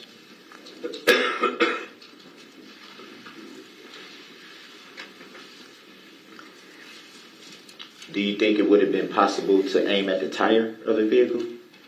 No. Why not? Would shooting the tire of the vehicle not stop the vehicle? No, it would not have. So a blown tire would, to your estimation, a blown tire would not stop a vehicle from moving? No, it will not. So it'll just keep on. It won't even slow down? That is correct. I'm trained to stop the threat. You were the threat. The vehicle was not. The vehicle was the weapon in which you used. So that is why I shot at you. There's the you again. Pretty clever.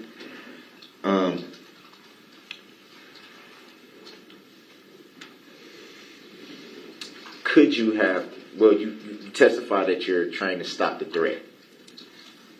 And so, would it be fair to say that that training constitutes shooting kill shots? Well, we are trained in deadly force, and when we are presented with a deadly force incident, yes, we have to sometimes make that difficult decision and use deadly force. Have you ever used deadly force before that incident? Objection. Grounds. Sustained.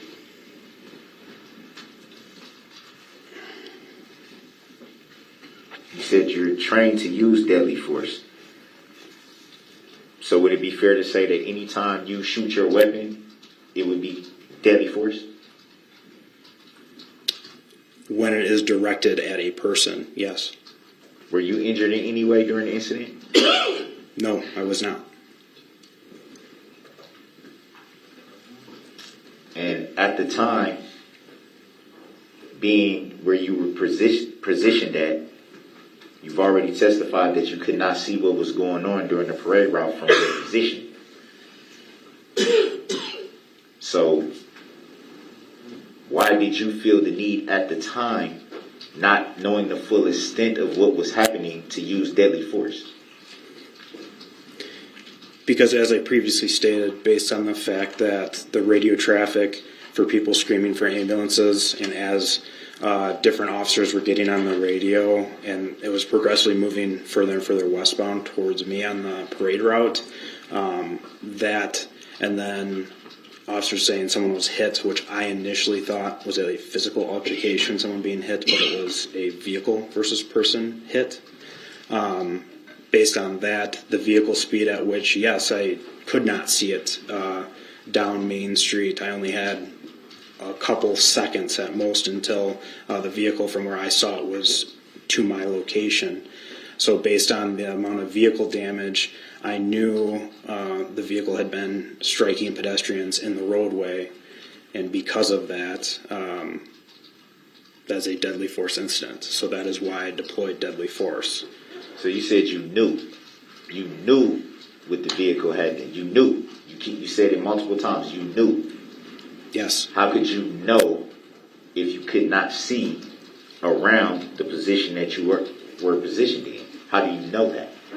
Because based on the speed of a vehicle on a closed roadway during a parade, and people running out of the way so they did not get run over right in front of me, between all of those things, I knew what had just happened, and that is why I had to take action. And you knew based on the radio reports? I would say everything that I had just previously described, all of that encompassing, yes, that led up to my decision making into, yes, now I knew what had happened. I did not know previous to that what was going on. I did not know there was a vehicle on the roadway until I saw it. And it all made sense when I put everything together. When you saw it, by the time you saw it, as you said, it was a couple of seconds. So at that point, did you observe the vehicle strike anyone from the time that you saw it? No, I did not. I was focused on the vehicle, so I just remember that there were a ton of little kids and adults on the sidewalks. I knew there were a lot of children right in the roadway right there. And I remember seeing people like running, but I wasn't really paying attention to the people. I was just focused on the vehicle. So it was really all I was focused on at that point. You weren't paying attention to any other people. That was not my primary focus. But you do recall that no one was struck from the time you saw the vehicle. Yes, after looking back, after videos later on throughout the investigation. No. From what you saw, from which you observed with your own eyes. No, I can't recall ever seeing someone hit right in front of me. No, I do not recall that. Does the exhibit videos that you saw here today, does anyone get struck in those videos that you saw today? No, not that I saw today. And you still made the decision to shoot to kill? That's correct. Actually, correction, I shot to stop the threat. If ultimately you would have been killed from that, that is a possible outcome. But you did testify that there were kill shots, did you not? Objection. Argument. Sustained. It's also been asked and answered in multiple ways. Do you recall what your shots hit? If anything? Yes. Later on, throughout the investigation, when I gave At the time. Not later on. At the time where you fired the shots. Mr. Brooks, you asked a question. He was attempting to answer it, so you have to I let. was trying to give him clarification on what I mean. But you have to let him answer the question that you asked, and if you feel the need for follow-up, then you can do that, or ask a very specific question. But I'm allowing him to answer. He was interrupted. Go ahead.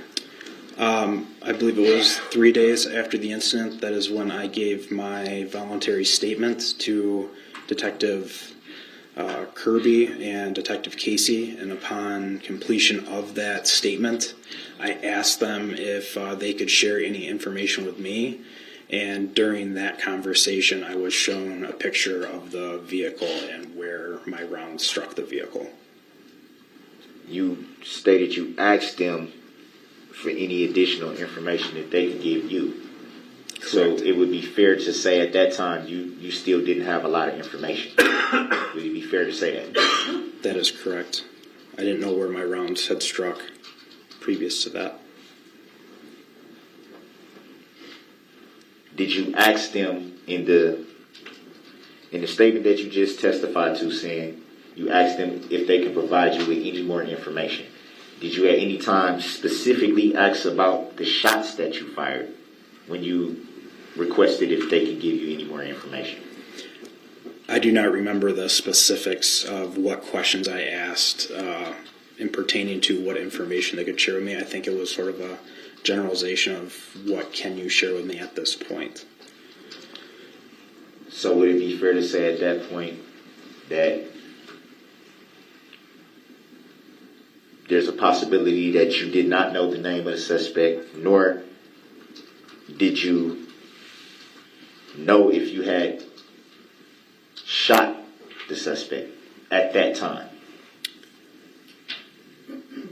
At that time, I knew I had not shot the suspect because the night of the incident, when he was taken into custody, it was relayed to me that he was uninjured and he had not been struck by any of my rounds that were fired. You do recall just testifying to requesting more information from the detectives when you had the conversation with them. Is that correct? That is correct. And you said that you don't recall asking them about if your bullet struck someone. Is that correct? That is correct. So the day I met with Detective Kirby and Detective Casey, that was, I believe, 2 or 3 days after the incident,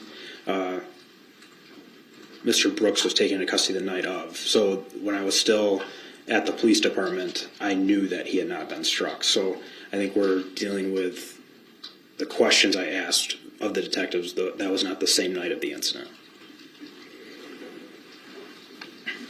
I'm sure you asked. You didn't say it, but you said you don't recall the information that you requested. Would that be fair to say?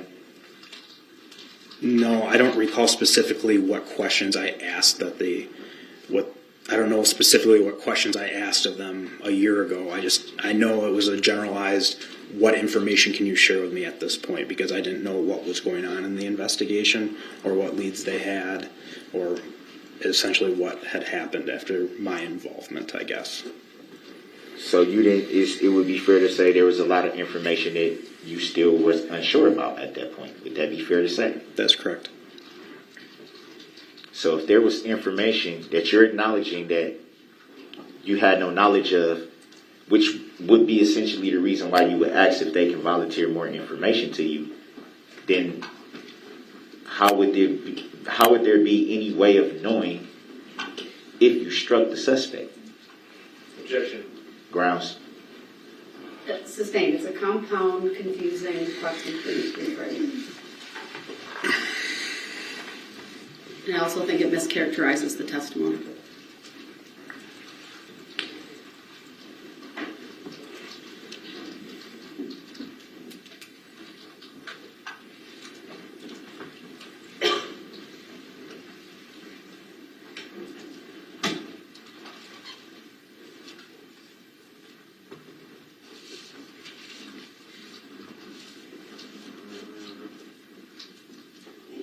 And you said you made a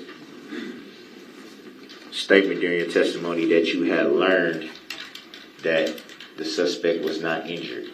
Do you recall who you learned that information from? I believe when I was back at the police department after the incident, so after using deadly force, you're ultimately removed from the scene. When I was at the police department, I was with a support officer and another detective. And at that point, I was still answering questions for investigating officers for what I saw, what I knew, what I saw in the vehicle. And I believe Detective Stern was at our substation with Darrell Brooks after taking him into custody. And I was shown a photo at that point, and I know I had asked if he sustained any injuries or if anyone else had sustained any injuries from my use of force. And at that point, I was not told that anyone had been struck by my gunfire.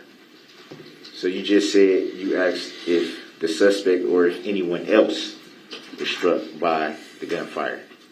That is correct. So you weren't sure at that point? You weren't sure? I was not certain at that point. I can't describe it any more than it was just pure chaos. And at that point, I did not know if anyone else was injured from my rounds or up until I was confirmed that you were not injured. At that point, no, I did not know if anyone was hurt until I was told that. So would it be fair to say that, and as you just stated, you were unsure if the suspect or anyone else was injured? Would it be fair to say that there was a possibility because you did not know for certain? Objection. Grounds. Sustained. Grounds for the sustain, Your Honor. Asked and answered. Next question.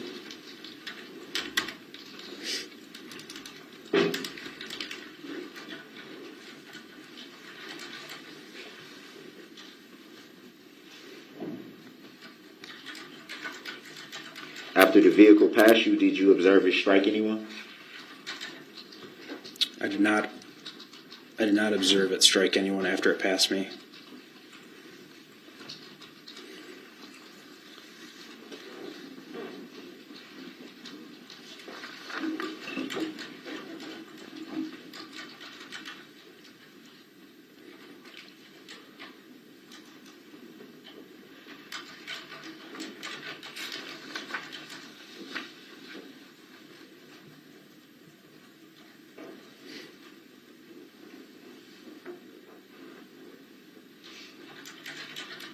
Do you recall who you? Well, I think you did. I think you said you gave your report to Officer Kirby. Is that correct? Detective Kirby, yes. I'm sorry, Detective.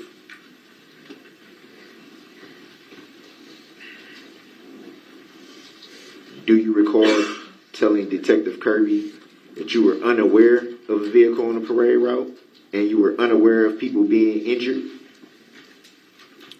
Yes, I previously stated that.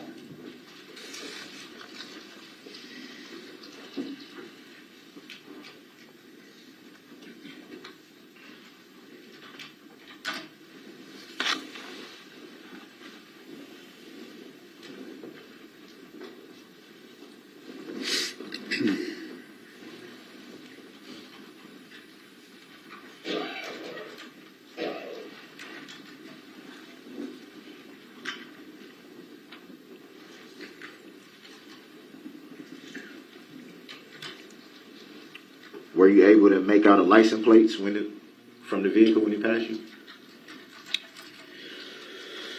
I later learned that I must have, but I do not recall that.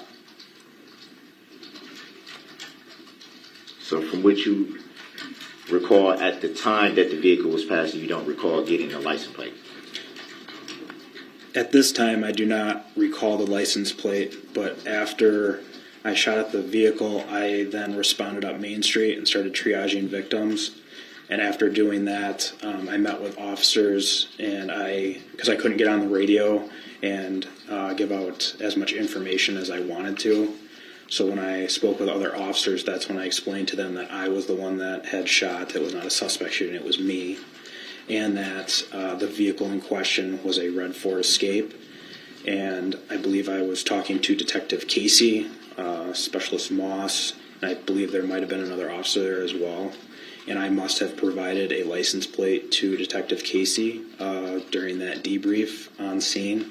I did not know about that until about 2 days later when I gave my statement to Detective Kirby and Detective Casey, because that is when I was informed by Detective Casey that I had actually provided him a correct license plate, but I don't remember that.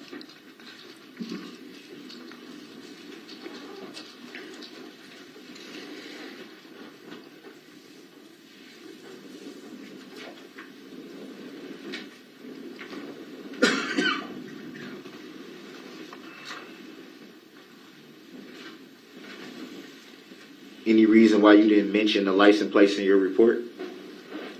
Because, like I stated, I don't remember it.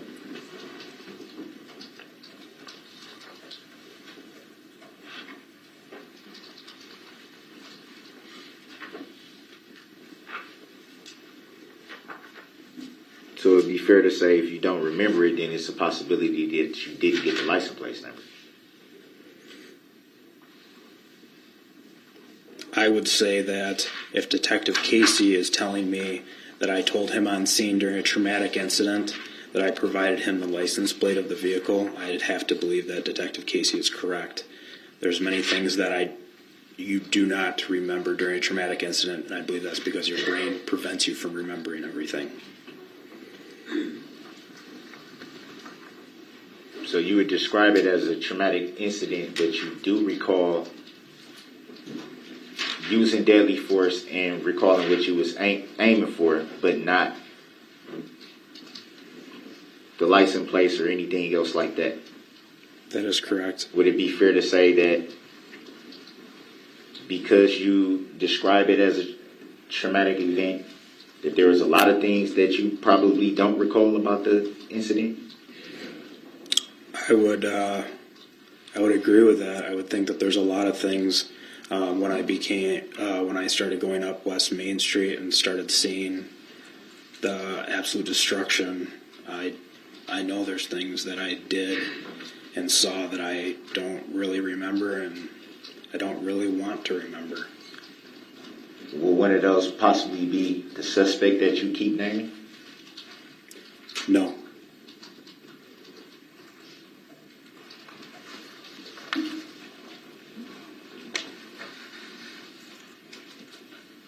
And how did you come to the knowledge of the make and model of the vehicle when on the exhibit that was shown, you only had interaction with it for a few seconds? How were you able to make out the make and the model of the vehicle?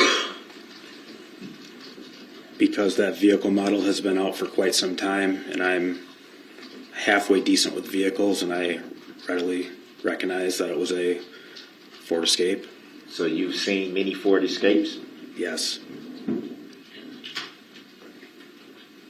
And you said the model has been out for some time, so what do you mean by that? Do you mean It's an older 2022 model? now, and that Ford model was approximately a 2008-ish to maybe a 2011, 2010-ish. So, yeah, they've been out for over a decade. And how did you come to that knowledge of the estimate of the years that the model could have been?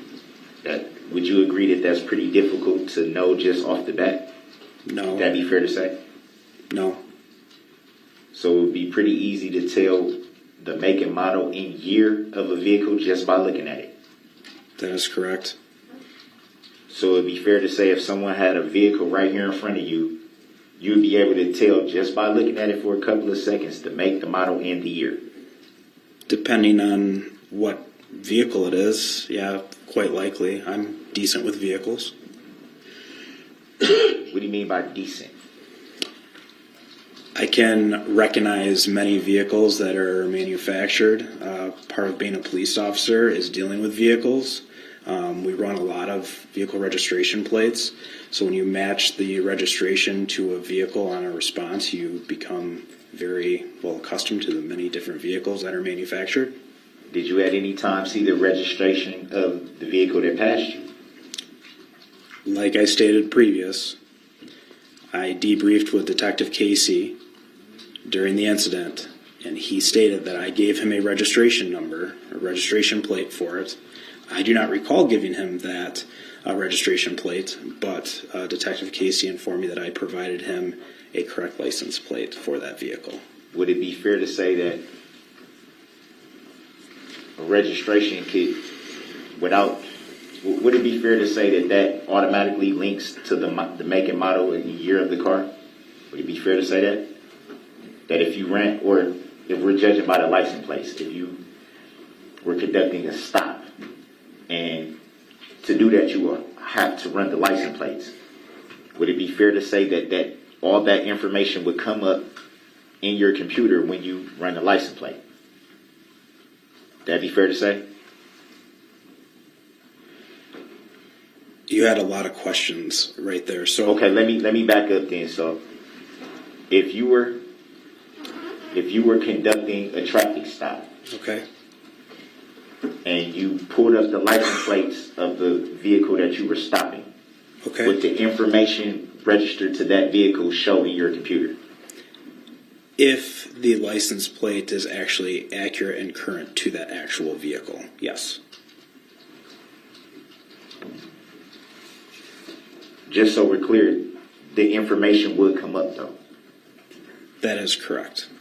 It should, as long as the system is working. And did you have a system or any equipment that could have assisted you in learning the make and the model and year of the vehicle at the time of the incident? No, I was on foot with no other equipment. So is it fair to say that you did not know that information until later when you were told by Detective Casey or another detective? No, because like I previously stated, I can recognize vehicles pretty well, and I knew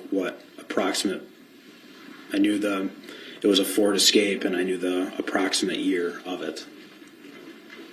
You did testify that, and you can also see from the exhibit video that the front end of the vehicle was damaged. Would that be fair to say?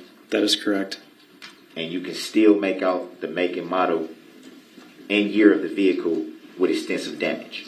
That is correct. Could you see the emblem of the vehicle at that point? I don't recall if I saw an emblem or not. I know the body style of the vehicle, and I knew it was a Ford Escape. Would it be fair to say that many SUVs have the same type of body build?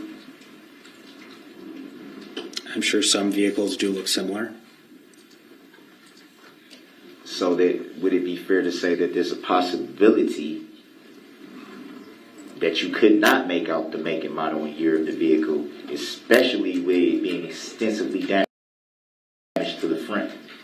No, I was confident that it was a Ford Escape. Did you notice any tints on that vehicle?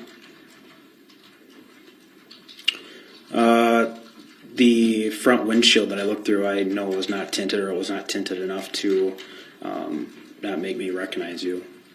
Did you see any tints on the side of the vehicle? Not that I recall. And if they were, they weren't that dark. You don't recall, though, for sure, if there were any tints to any windows of the vehicle you saw? Well, all windows are tinted to some extent. It just depends on to what percentage of tint that they come with. So I'm sure there is tint on the windows because vehicles come from the factory with some level of window tint. So I guess to your question, was there any window tint? I'm sure there was, but not to a degree that would prevent me from seeing who was driving it. Explain what you mean by tint percentage. So there's different varying degrees of tint that you can put on vehicles. Can you elaborate for the jury? I'll check. Rounds. I'll overrule the objection. Mr. Brooks, please ask your question again. You stated that all cars come from the manufacturer with some level of tint, but you made a reference to percentage. Correct. Can you elaborate on percentage? What would constitute a darker tint versus a lighter tint? Well, you've asked two questions now, so which one do you want him to answer first? The last one, I'm sorry. So you're asking about lighter About the tint versus percentage. darker. About the tint percentage. So like a 50% tint would be a lighter tint than like a 35% tint. So the lower the percentage, the darker the tint. That is correct. Okay.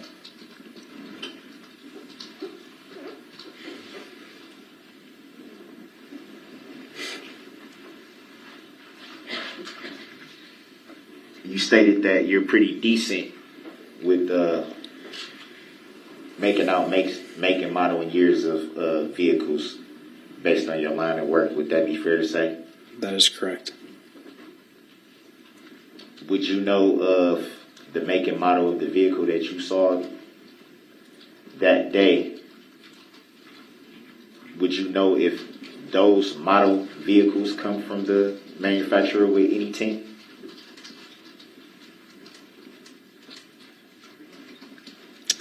To be honest with you, I don't work for Ford, so I don't know if they come with tint, but I would assume as most vehicles, when they come from the factory, they come with some sort of tint. I believe usually the front is approximately 50% tint and the rears are usually, I think, 25 or 30 or something like that. So from your knowledge, the backer windows are usually coming from the manufacturer, maybe a little bit darker than the front. Correct. No further questions. Very briefly, thank you. So the barricades that we saw at the intersection where you were posted, those have been blown over by the wind? Yes, so when I deployed the barricades initially, standing upright. They kept on blowing directly, like right off the street. So I tipped them down on their sides so they wouldn't, I guess, catch as much wind and they wouldn't blow all over the place. Did those barricades appear to slow down the SUV as it drove through them? Objection, speculation.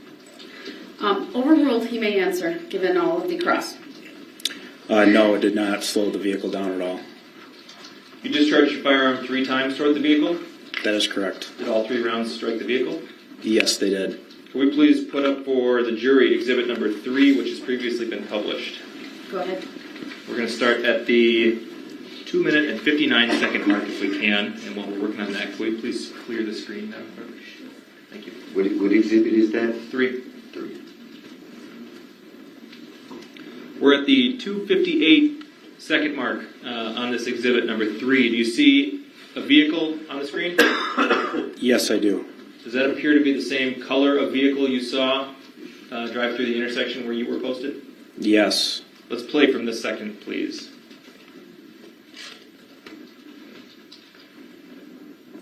Pause. We paused at 3:02. Does that appear to be the same make and model as the SUV you saw driving through your intersection? Objection. Overruled. It's clear. Yes, it does. Is there a difference between this vehicle and the vehicle you saw at your intersection? The difference in the vehicle is that there's no damage on this one. Okay, let's play again from this point.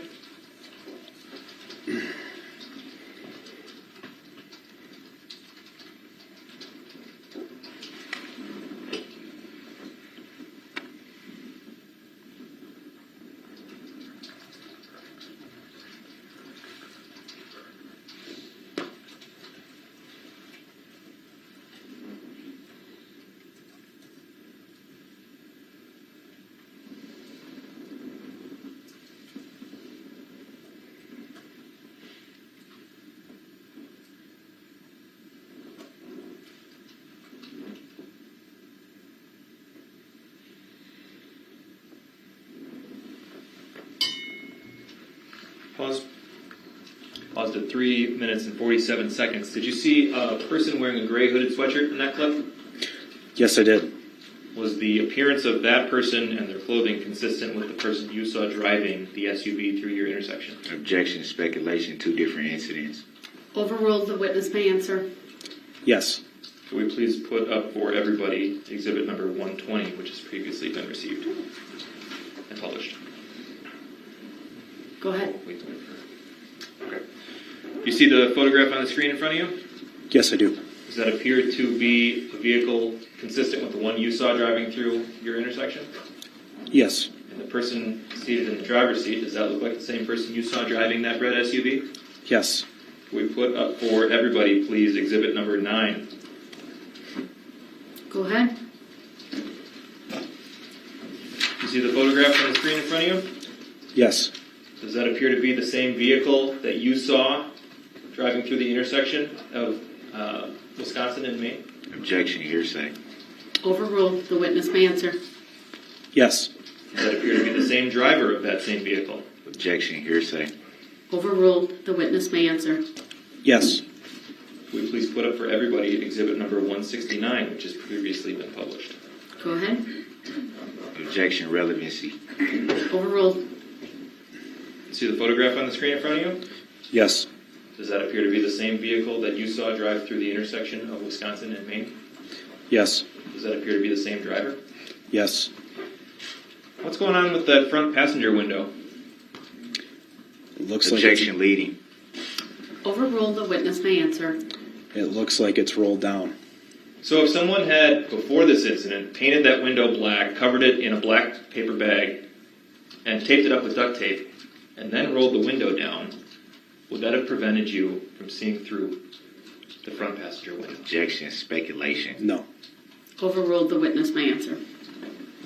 Who was the person depicted in exhibits number 120, number 9, and number 169? Darrell Brooks. Thank you. Objection, I do not consent to being called that name.